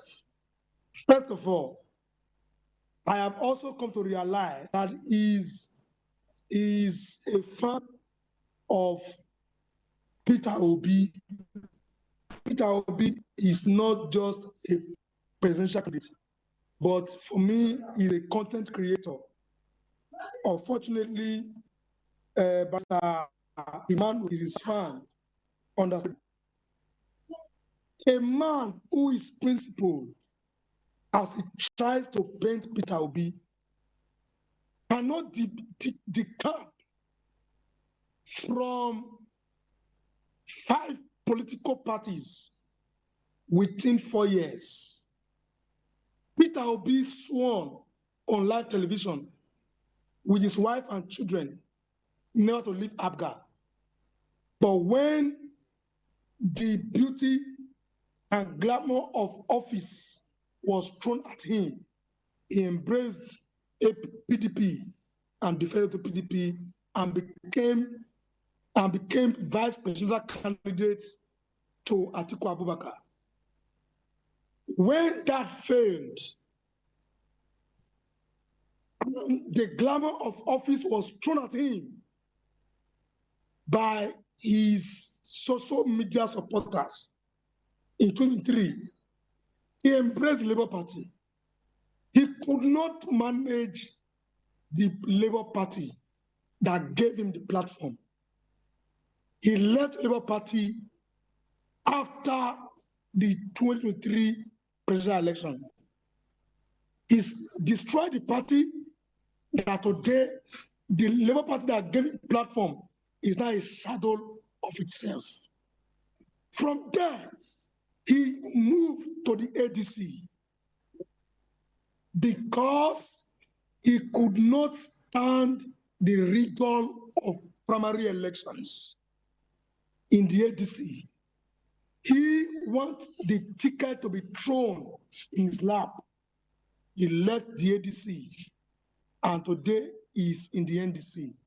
Within 4 years, the man who wants to fix Nigeria could not fix a political party that gave him platform.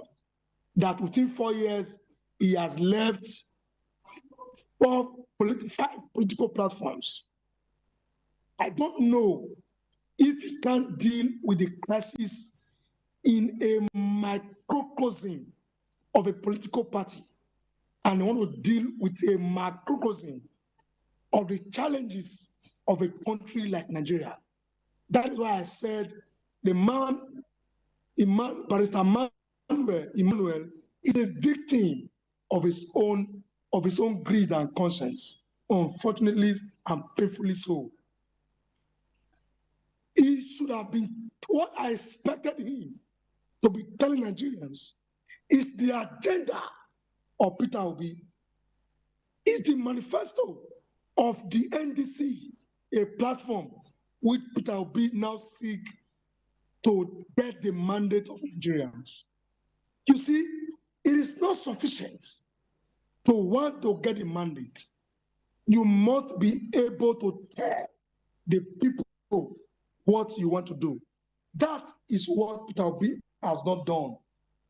That is what he has not told Nigerians. And I am particularly pained that a man schooled and learned like my friend and brother Emmanuel allowed himself to be bamboozled, deceived by a man like Peter Obi, who can fix a political party, who can deal with a crisis in political party and want to fix Nigeria that is riddled with crises from its length and breadth. See, I am not comfortable with the current state of the Nigerian state. I am not comfortable with the current state of the Nigerian government and governance. But I choose to stick with the current government and administration because I have not found an alternative. And that is what my friend Emmanuel, Barrister Emmanuel, has not dealt with. Look. Thank you. You've always mentioned this name. Big thanks, Honorable Kindness. But don't forget, it's his opinion, like he always say. And of course, you are also entitled to your opinion. And of course, we look at the way forward. But don't forget that in as much as we look at what is being competitive with the Peter Obi as a personality, moving from one party to another, he's not just the only one that is caught in that way. Because some will tell you that even the president, you know, who is the leader of your party, also has been caught in that web. And again, don't forget that the Electoral Act gives a life to aspirations and, of course, candidacy for a party. So if he stays fixated, fixing the party for how many years, he would lose the grip of becoming a breach, you know, that will close in the gap for Nigeria in the forthcoming election. So we understand that fact. But we take a short break, after which we continue on this Tuesday.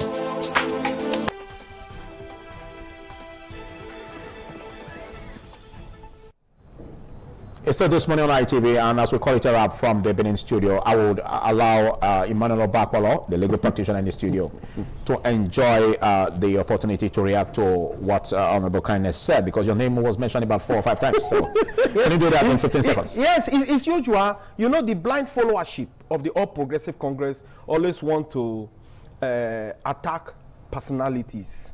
But to my mind, I think that is not really what it should be. you can opine. Okay. Another person is also entitled to his own opinion. Okay. And I think by the time we bring different opinion, we may not have a balance. Thank you. Honorable Kindness, I don't know if you appreciate what Emmanuel Bakpalo said. In 10 seconds, how do you close the remarks? Give your closing remarks.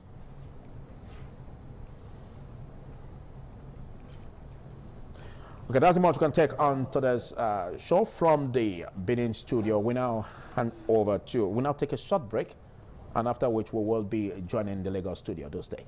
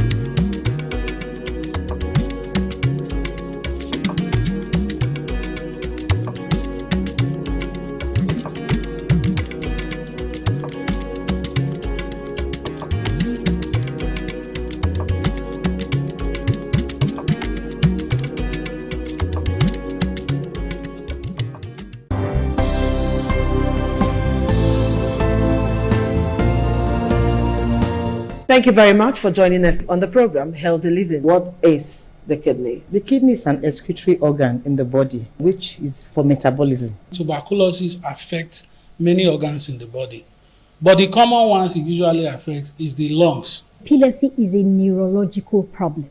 Okay. It is an injury in the brain which causes someone to begin to convulse, to go into fits. It is curable, but the cure is a long-term thing. If you eat well and avoid those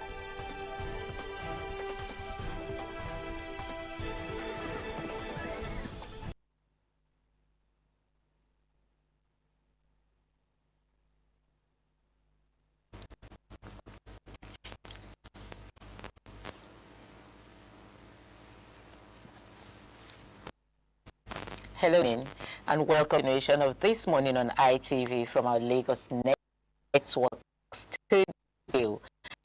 I am Patricia Uremu Gabriels. It is a rainy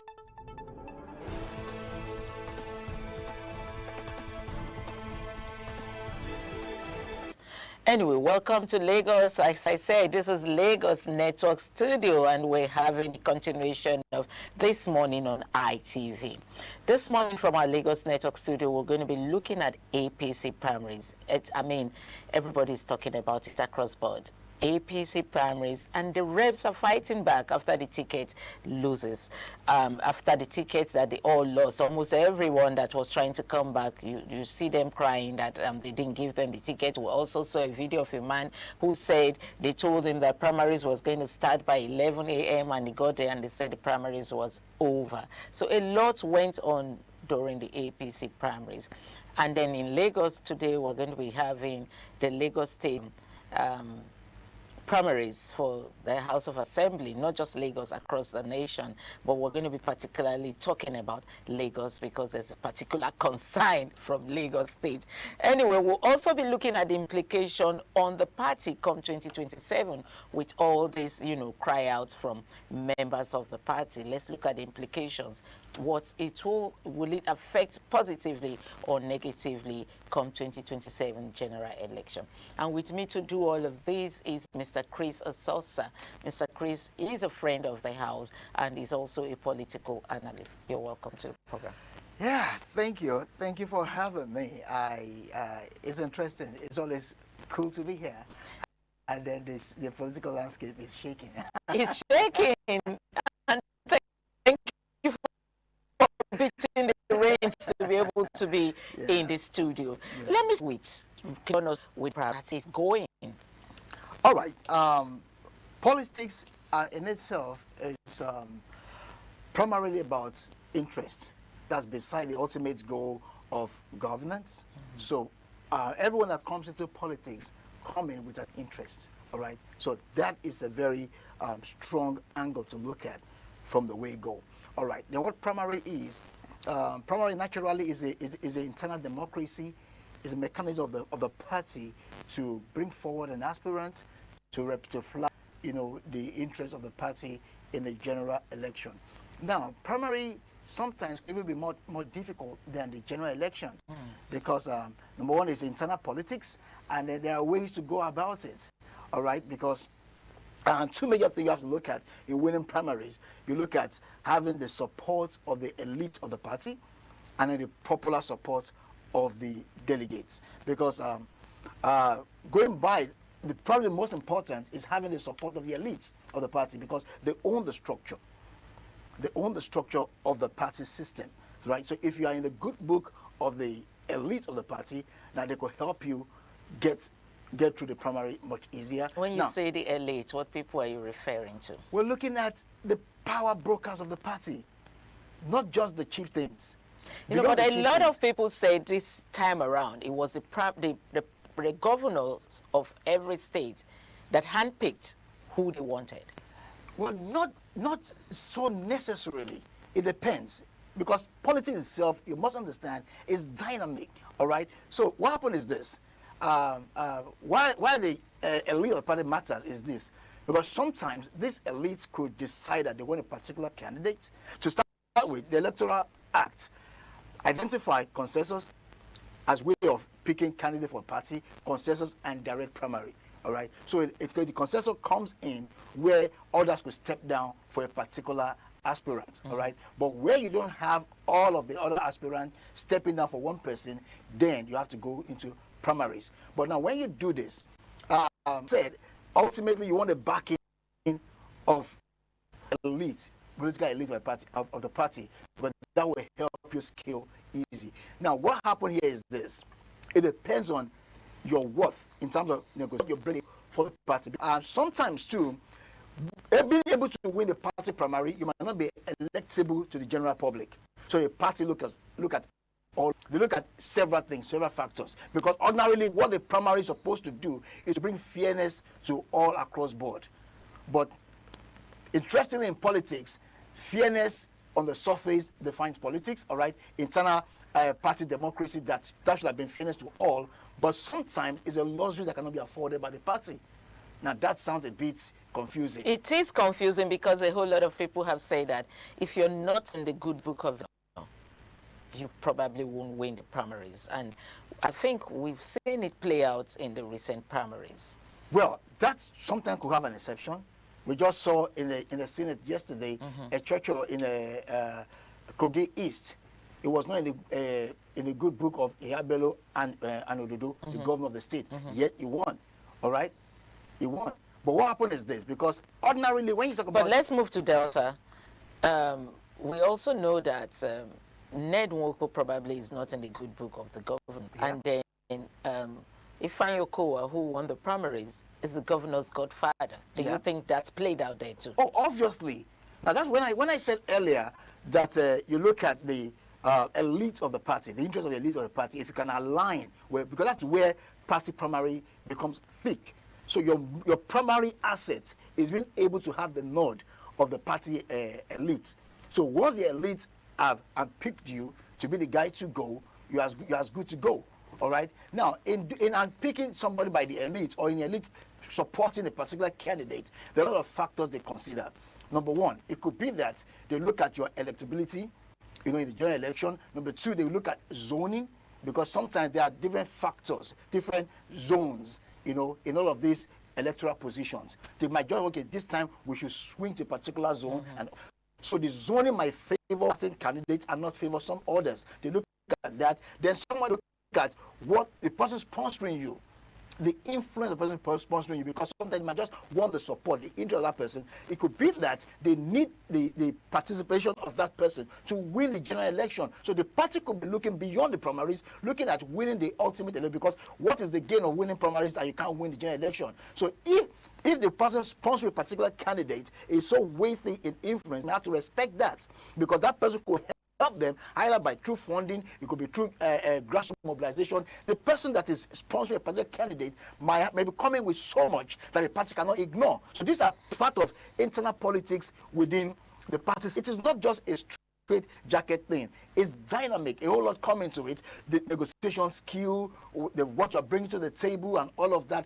It's not like earlier that sometimes you might just want to say fairness to all, but that fairness is that cannot be afforded in the party system. Okay, during the we saw a lot of candidates, or some candidates who left Labour Party to join APC, lost in the primaries. Do you think that was right? I mean, because they left the party hoping that, okay, we're joining this new party and will be given the opportunity to come back, because some of them some of them are in the House or House of Reps or House of Assembly, but they lost the seats, the primary seat. Okay, fine.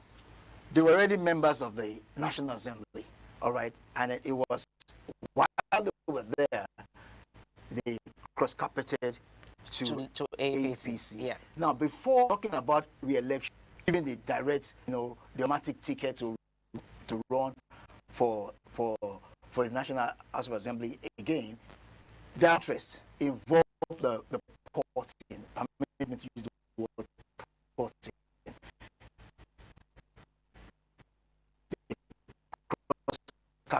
Yeah. Now, it could also be that when you cross carpet to the ruling party, the National Assembly, you have more access to certain things. It could be maybe to lead some committees. It could be in their language, juicy committees and all of that. That it could be oversight from other things you have. It also could be that you will win the primaries. I'm taking it from the base. Okay. Now it could be that the immediate gain could be that, okay, fine, you have access to certain things, to certain level of power and all of that within the circle of the nationally. That's sort of the first test of within the, and of course you negotiate if I award a return. It comes, they also need to evaluate what is that time. A lot of overrides will also override, and the where is of interest. The interest on ground. Now, depending on how strong you are in terms of negotiation, in terms of the backing that you have, in terms of your popularity going to the general election and all of that. So there are a lot of to look at. So at least fairness was that you all went to the field to contest. All right, that's the level of fairness. But then it is now what you can do extra to secure the backing of the chieftains of the party, the elite of the party, to now determine how far you go. But first and foremost, at least every field was given to everyone to contest in the primary. Chris, you know that it wasn't a really play level that was given to them. No, but what I mean by that is that everybody, I think they had been handpicked, those that they want to come handpicked by, like you said, the big people in the party. The chief, the elite, the elite of the party. The truth now is, didn't they have some kind of negotiation with the political leaders in the new party they were cross-carpeting to? Is it that they just woke up one morning and said, okay, they are the leading party, they are the ruling party, let's go there? Didn't they have some kind of negotiation and say, okay, I'm coming in because I want to win the primaries to return back to my seat when I come in? Now, that's why I just explained earlier that foremost, that is not always the overriding picture.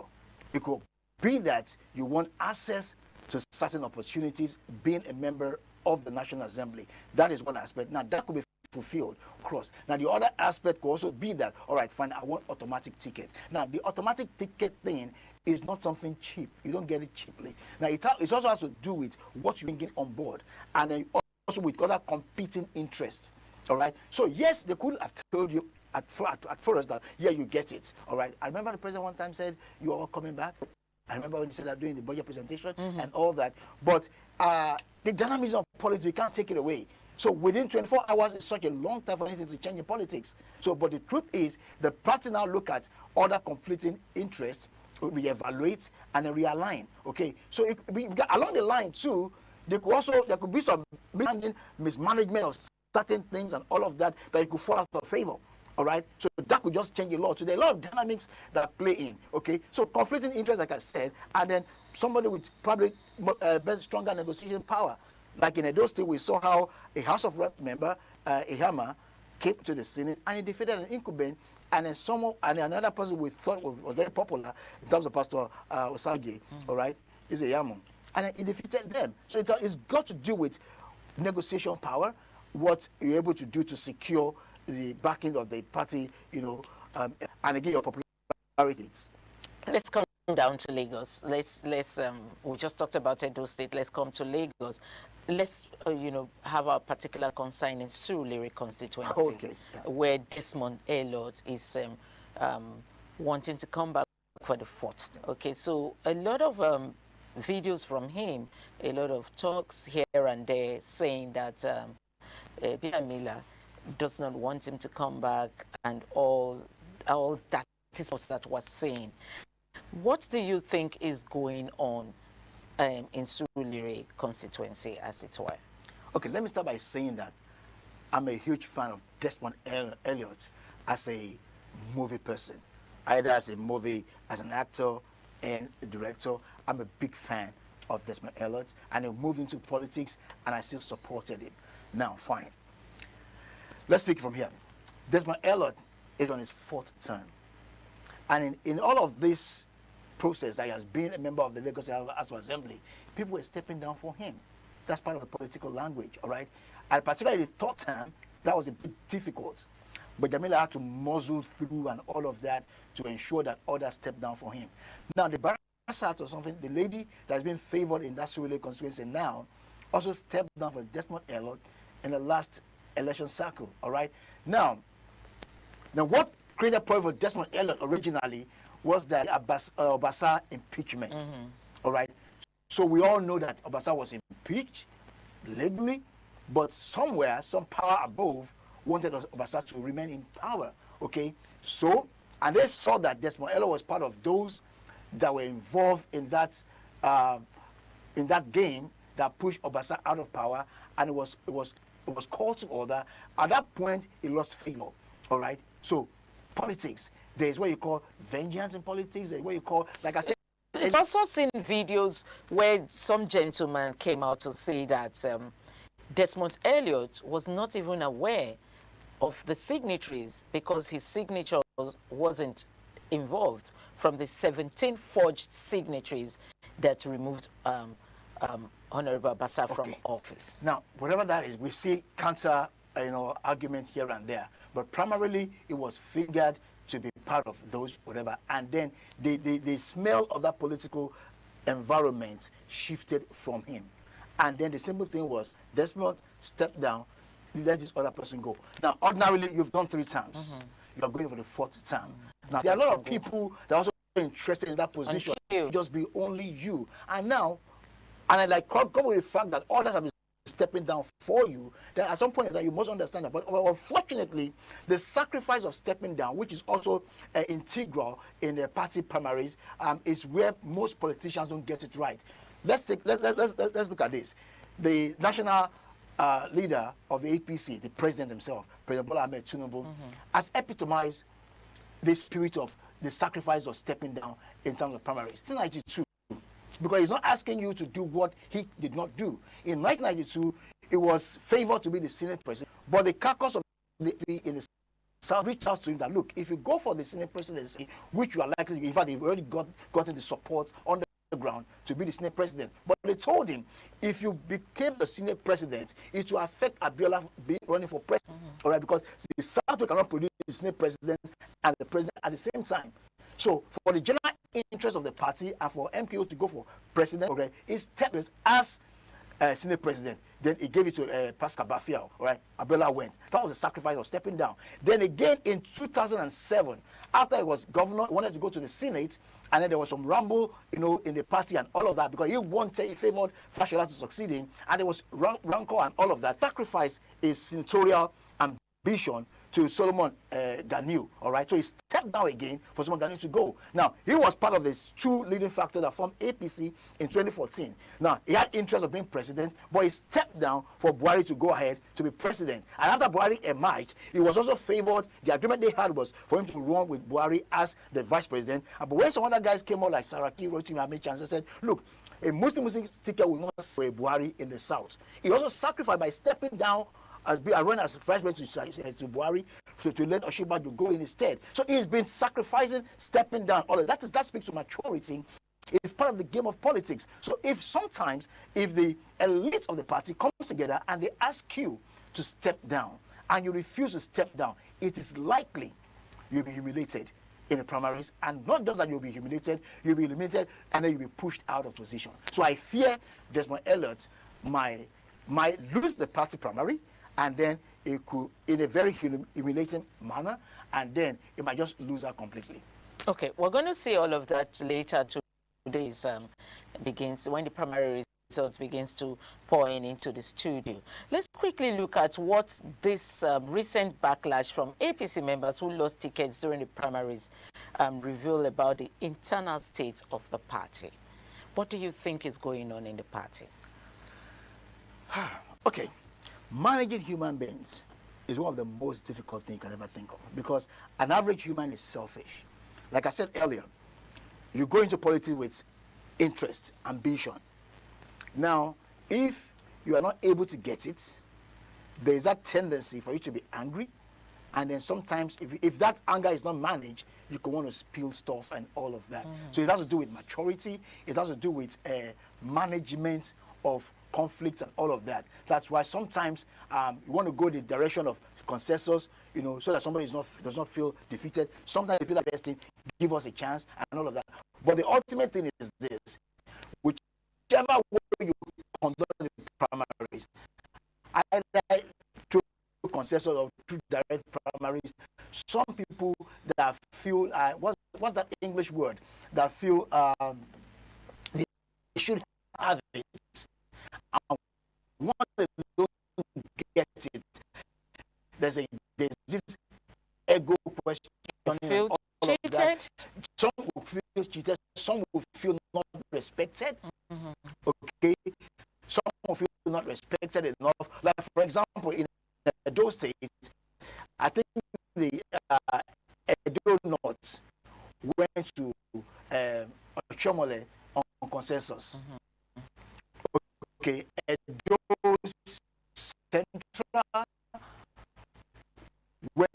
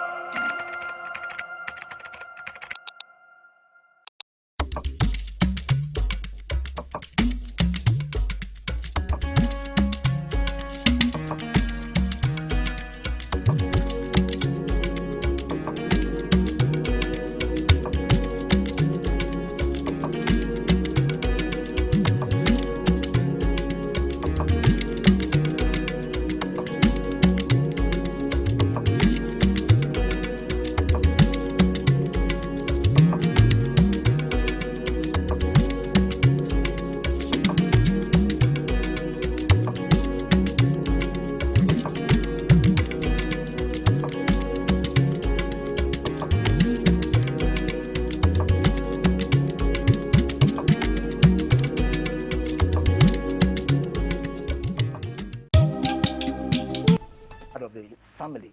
So this is where it goes. But then this also tests the ability of the party to manage conflicts. True, it's a big test for them. But do you think this leadership handled this fairly and transparently? Transparently, to a large extent. But we saw people counting 10, 11, 12, and then 50, 51, 100, 110. Let me say this. Is that transparent? Let me say this. Every candidate that goes into have their private, what's it called, agents. Have their private agents. So, so when you do that, so the agent is to ensure that you're not cheated, and then, okay, of cheating, there is it can still be readdressed with your evidence and all of that, so you can present them. So you have agents because you can't be everywhere. That party, the primary was coordinated across wards, local government, and all of that. They can't be everywhere. So you need to have your agents to be there for you. So when you have such, all right, it's about you have the evidence. It can be readdressed. But primarily, what I'm trying to say here is this: in terms of you cannot have accuracy 100%. It's almost impossible, particularly with Nigerian politicians that go into the races thinking of how to cheat. Okay, so you might not be able to get accuracy, but to a large extent, I will give a pass mark to it in terms that where consensus did not work, direct primaries went in, and then a winner emerged with a popular vote.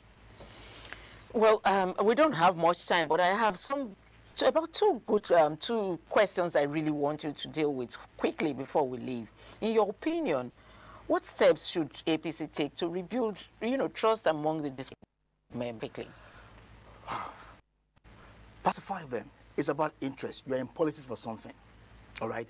And then if the president will be fair to them, it's about, being able to make some other offer to them, get them into some other arena and all of that. There's always what to get across to them to pacify them, or probably make them understand, look, some other time it could be your own turn too. And then if you're a party faithful, and then you could, you just chill out and just, for example, look at what Benjamin did. A lot of people were coming out to be Lagos State governor, to contest for Lagos State, governorship, whatever. I mean, we're talking about someone that has been House of Rep Speaker, was it to the president, the chief of staff to the president. That's a very high office that with all of that influence, you would think that it would just muzzle through being a candidate. But he said in one of the videos that went out there, he said the president spoke to some people why Gbaja cannot be the governor of Lagos now. And he said it made a lot of sense, and being a party person, he accepted it. Do you think it was not pained? It was pained. But loyalty to the party also matters. Maturity in the party also matters. Now, if it's not his turn today, it could be his turn tomorrow. And last, let me say this. Amzad that is going in for governor now, it was online before Sanwo-Olu. Okay. Right? But yeah, it was not picked then. Okay, but today it's been picked. Let's finally do reconciliation happening soon? Or could this crisis deepen further before the general elections? You can't get to reconciliation when things go out of, goes this way, because some people are not well managed, like you see between Benga Daniel and then the current governor of Ogun State.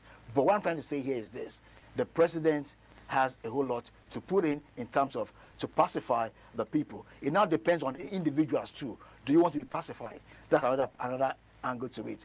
But they know what to do to manage themselves. It now depends on your personal loyalty to the party and to the. Thank you so much, Chris. As always, thank you for being. 30 minutes is just very short to discuss all of these issues. But as moving forward, the elections are coming close, so we'll be discussing as it unfolds. Anyway, thank you again for coming. Thank you for having me. And then to our viewers out there, thank you for joining us on the continuation of TMMI from Lagos Studio. I'm Patricia Uremu Gabriels.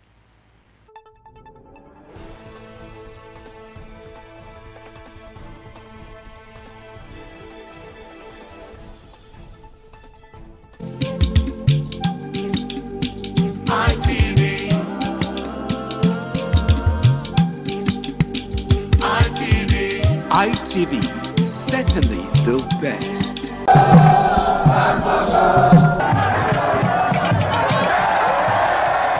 The land of Owa is inhabited by the people with common ancestry, language, religion, economic and socio-political ties. However, irrespective of their subtitle differences in language and culture, they share common traditions. The people are known for their hospitality. Owa traced their origin to Benin Kingdom. As a result, for a man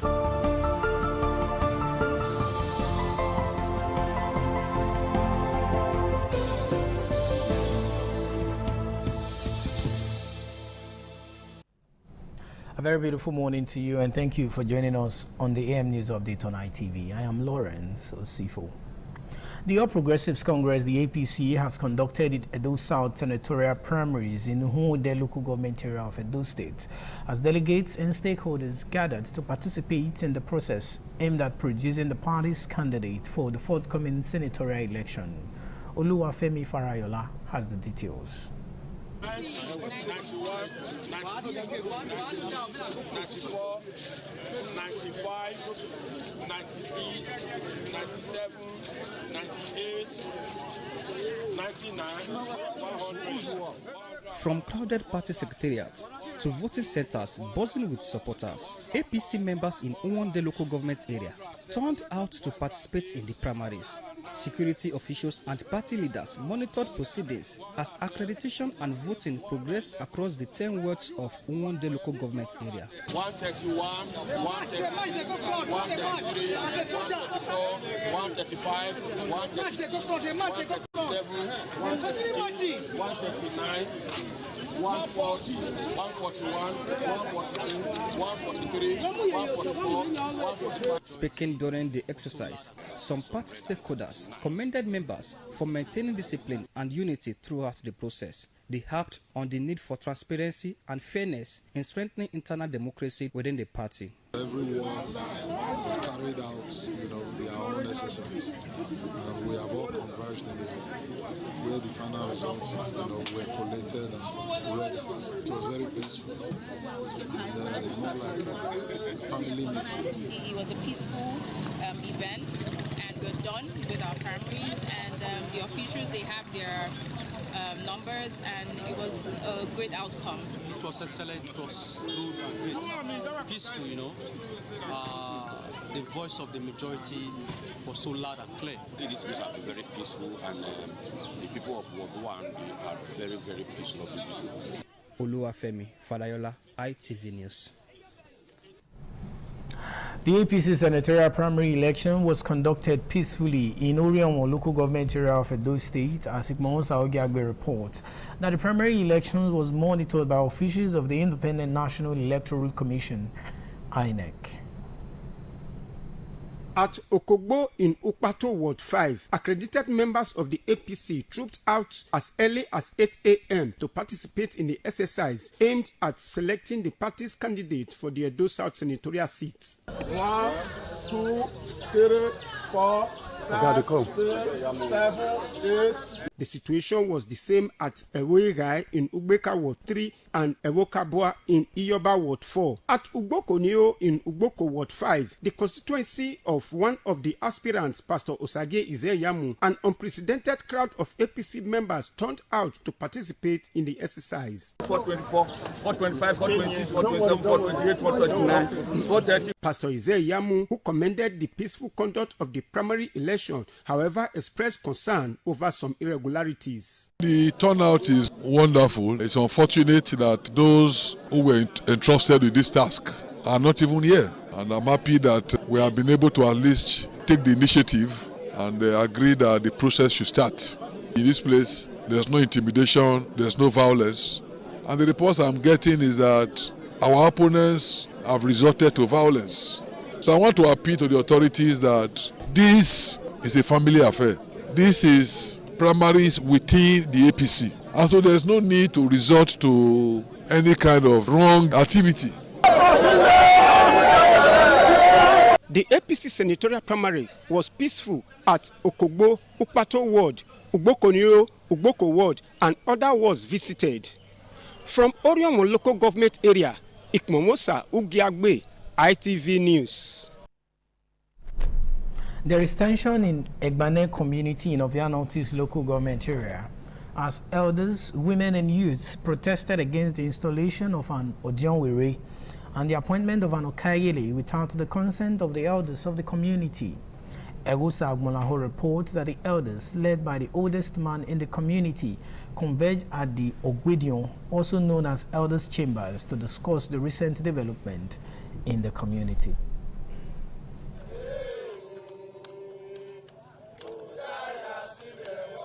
Youths Women and residents of Igbai community in Ovia Northeast local government area have expressed displeasure over the alleged forceful installation of Dodionwe and the appointment of Ikahile. According to the oldest man, Anohe, also known as the chief priest in Igbai community, Pa Moses Idionwe, he is the rightful elder due for installation as Odionwe and not the man he personally initiated into the elders' council. Other elders who corroborated the claims of the oldest man, Anohe of Igbai community, said they were shocked and taken aback that the elders were not informed and that Benin tradition was allegedly not followed by the group responsible for the installation of the Odionwe.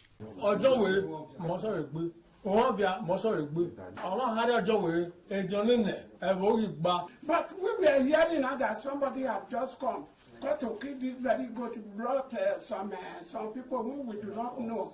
None of us were there. Some of the youths said it is unacceptable for anyone to be installed as Odionwe or appointed as Okagile without strict adherence to lay down rules. We saw a troop of boys, thugs, all over our communities. They said they came to install Mr.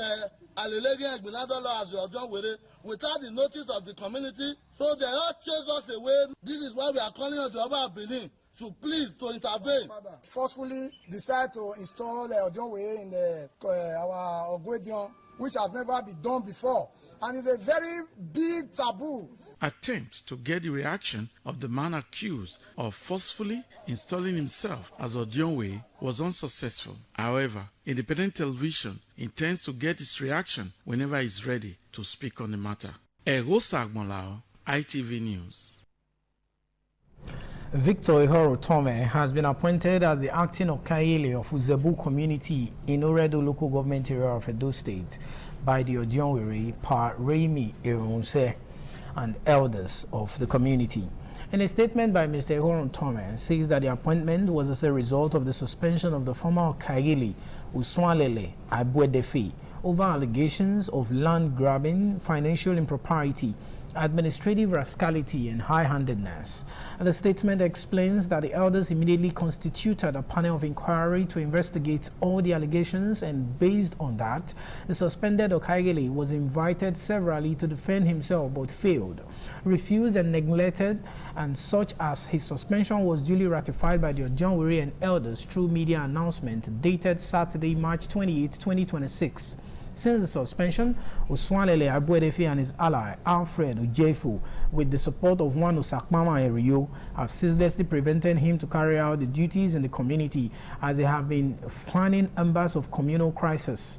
According to the statement, Okagele, the acting Okagele of Uzebu community, there has been a relative peace in Uzebu community since Parimi Irunse was appointed as the Odionwe by the Oba of Benin with the mandate to unite and bring developments, until the suspended Okagele and his cohort started pursuing their selfish interests, which are detrimental to the well-being of the people. Mr. Ihoro Tome appealed to Governor Monday Ukbewolo, His Royal Majesty Oba Eware II, the Oba of Benin, and relevant security agencies in the state to call Uswalele Abuedefe, Alfred Ujefu and Osakmawa Erio to order to avoid bloodshed in Uzebu community. And with that, to call it a wrap for the news updates at this time, I am Lawrence Osifo, thanking you for watching. Up next is TMI Socials. Good morning.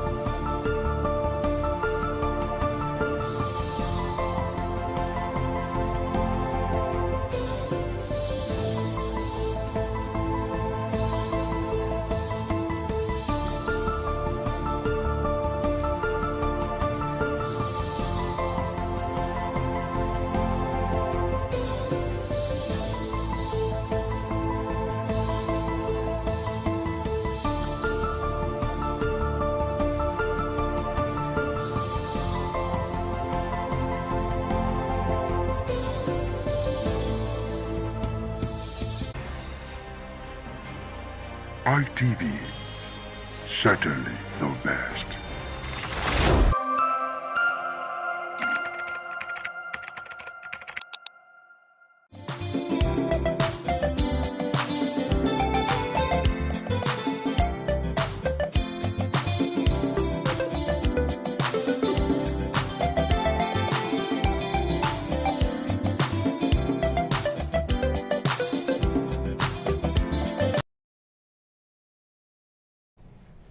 Good morning. Welcome to TMI Socials. I am Anuoluwapo Stevens. Or better still, call me a social media butterfly. Now, currently on social media, it is heated up with politics. But today we begin in Oyo State, where on a rather sad note, yesterday we saw teachers stage a protest over what transpired at Ogbomosho School, where we saw some teachers in some public schools in Owerri local government area of Oyo State yesterday staged a peaceful protest calling on the government and security agencies to ensure the safe release of their abducted colleagues and students. And hours afterwards, in a video that has now gone viral, we saw when one of the teachers held hostage was actually beheaded by the abductors. Anyway, let's have a feel of the incident.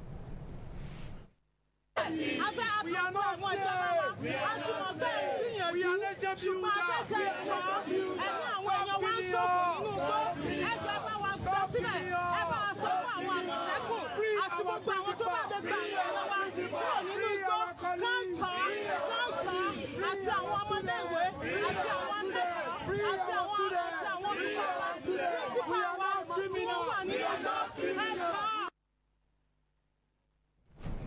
Well, the inscription is big enough for everyone to see. No teacher should die at work. How did you take this online? Let's see tweets and reactions to this trending and sad story. Well, we'll take the first one from Peter Obi, who wrote, "A nation losing its humanity. Some events shatter a society so deeply that words are no longer enough to express the shock. The brutal killing of a teacher and the horrific rape and murder of an elderly woman are among such tragedies. These are not isolated incidents, but signs of a deeper moral social decay.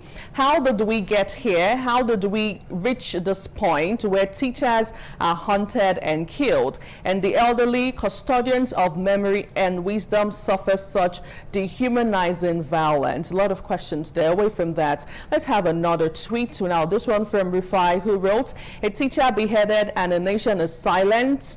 Well, still reacting to this story, another user on X wrote, "Gumi should explain this to us as he defended the actions of the bandits.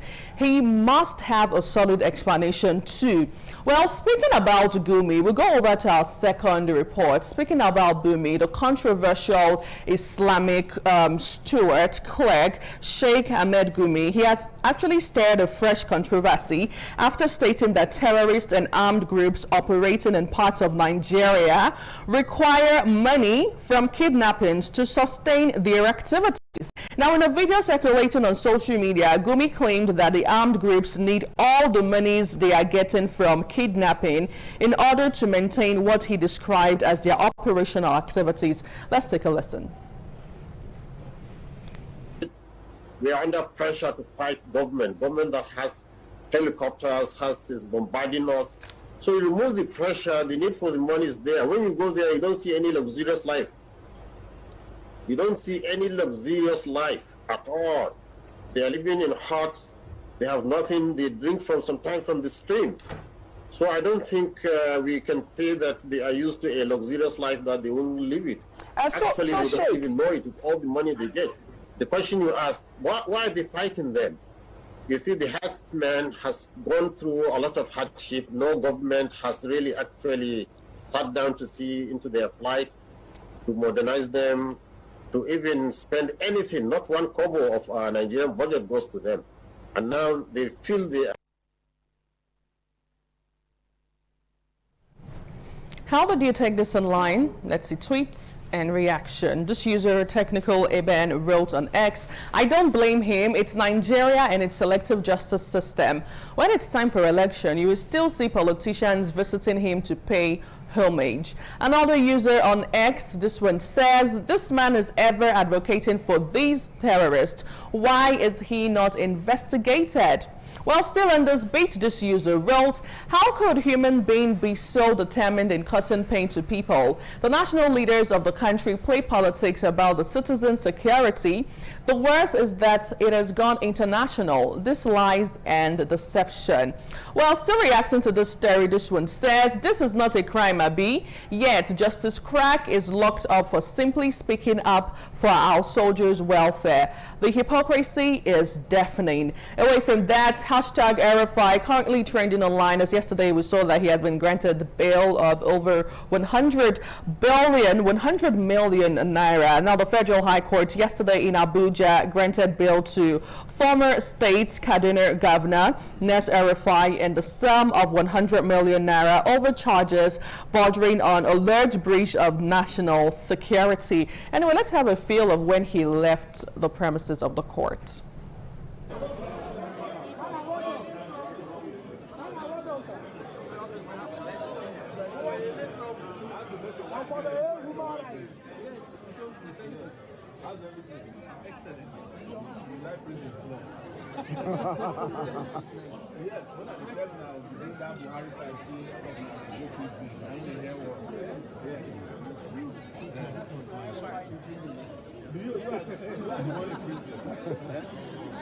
Enjoy it. Come now, calm down. Calm down. Keep it now. Calm down. That's how you get to Boko Haram. Is that how you are get to Boko Haram? Now, in a video that's also gone viral, we get to see the wife of RFI being vocal and airing her view on what has transpired so far. Take a listen. Said tomorrow we resume. Now, instead of taking him back to ICPC, they brought him to DSS. As I'm talking to you, he has refused to get down from the car, and he told them that if you want to take me inside DSS custody, you will have to physically force me into doing this, because you had an agreement when Judge Abdul Malik said I should go to DSS in the first instance. We told her that there are subsisting orders, and she said, look, let DSS and ICPC go and decide who will keep him. And you people decided that you're keeping me with ICPC. What has changed? Why are you bringing me here now? Now, we are worried as a family because we've just seen what Timmy Frank has said. And they've told us point blank that no family member will see him again. So what happens to his feeding? Does that mean that they will feed him themselves? We're asking this question. What if he refused to eat their food? Well, a lot of questions being asked, and you can feel the pain in her voice. What really has changed? I mean, this was a man who, during the 2023 election, we saw him dancing with the current president of Nigeria. Anyway, let's see how you have been reacting to this online. We'll start off with this user who wrote on X, all these bail conditions look weird to me. Should we say it's a strategy not to have him released on bail? Although, what do I know? Innocent me? Okay. Anyway, let's move over to another reaction on this story.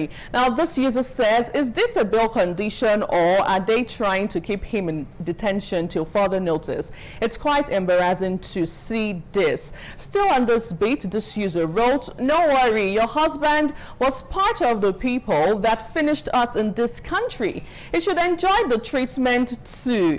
Nigerians truly never ever forget. Now let's talk politics, as it seems that all is not well in the camp of the ADC, as we hear feelers that they actually have postponed their presidential screening exercise from Monday to Wednesday following internal disagreement over the party's preferred consensus candidate ahead of the vote. Now, party leaders have reportedly been unable to reach a final agreement among of three leading contenders. Number one, Rotimi Amechi, Atiku Abubakar and Mohammed Yatuddin. And also yesterday online we saw hashtag Amechi trending, where he granted an interview and he said that the former Vice President Atiku Abubakar that they should go to the primaries, since Atiku said he does not believe in zoning. He stated this yesterday. Let's have a feel of the interview.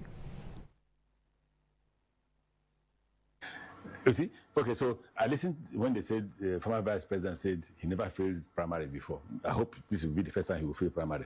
But that's not even the issue. The issue is that at all times that you have passed primary, you have not won election. So it's about electability. It's not the number of times. No. It's, can I win this election if you put me before the country, vis-a-vis him? Will he be able to win the election? And the answer I get is that he may not be able to win the election if he's put forward. Why? Atiku. Now let's take a look at the moment when Rotimi Amechi left the house of David Mark, who apparently we heard told him to step down for Atiku Abubakar. Let's have a feel.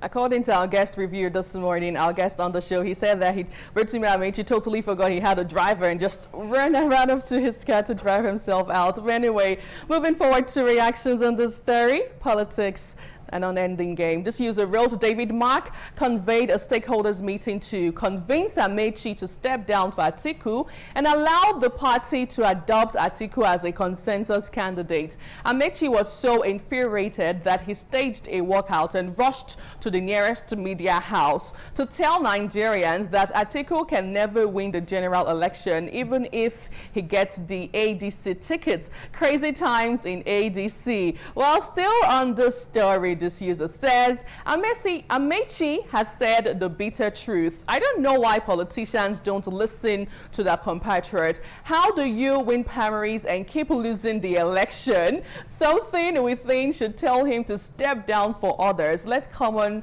reasons prevail. We're also taking more reactions. This user wrote, I thought they said it's Peter Obi that doesn't want primary, whereas is Atiku the disunifier. Let them conduct the primary for all the candidates. Maybe ADC doesn't want to participate in presidential election. Well, finally on TMI Socials this morning, a chieftain of the Nigerian Democratic Congress, NDC, Rabiu Musa Kwankwaso, has lauded a large number of his supporters who thronged his Kaduna residence on Monday chanting, OK. Take a look.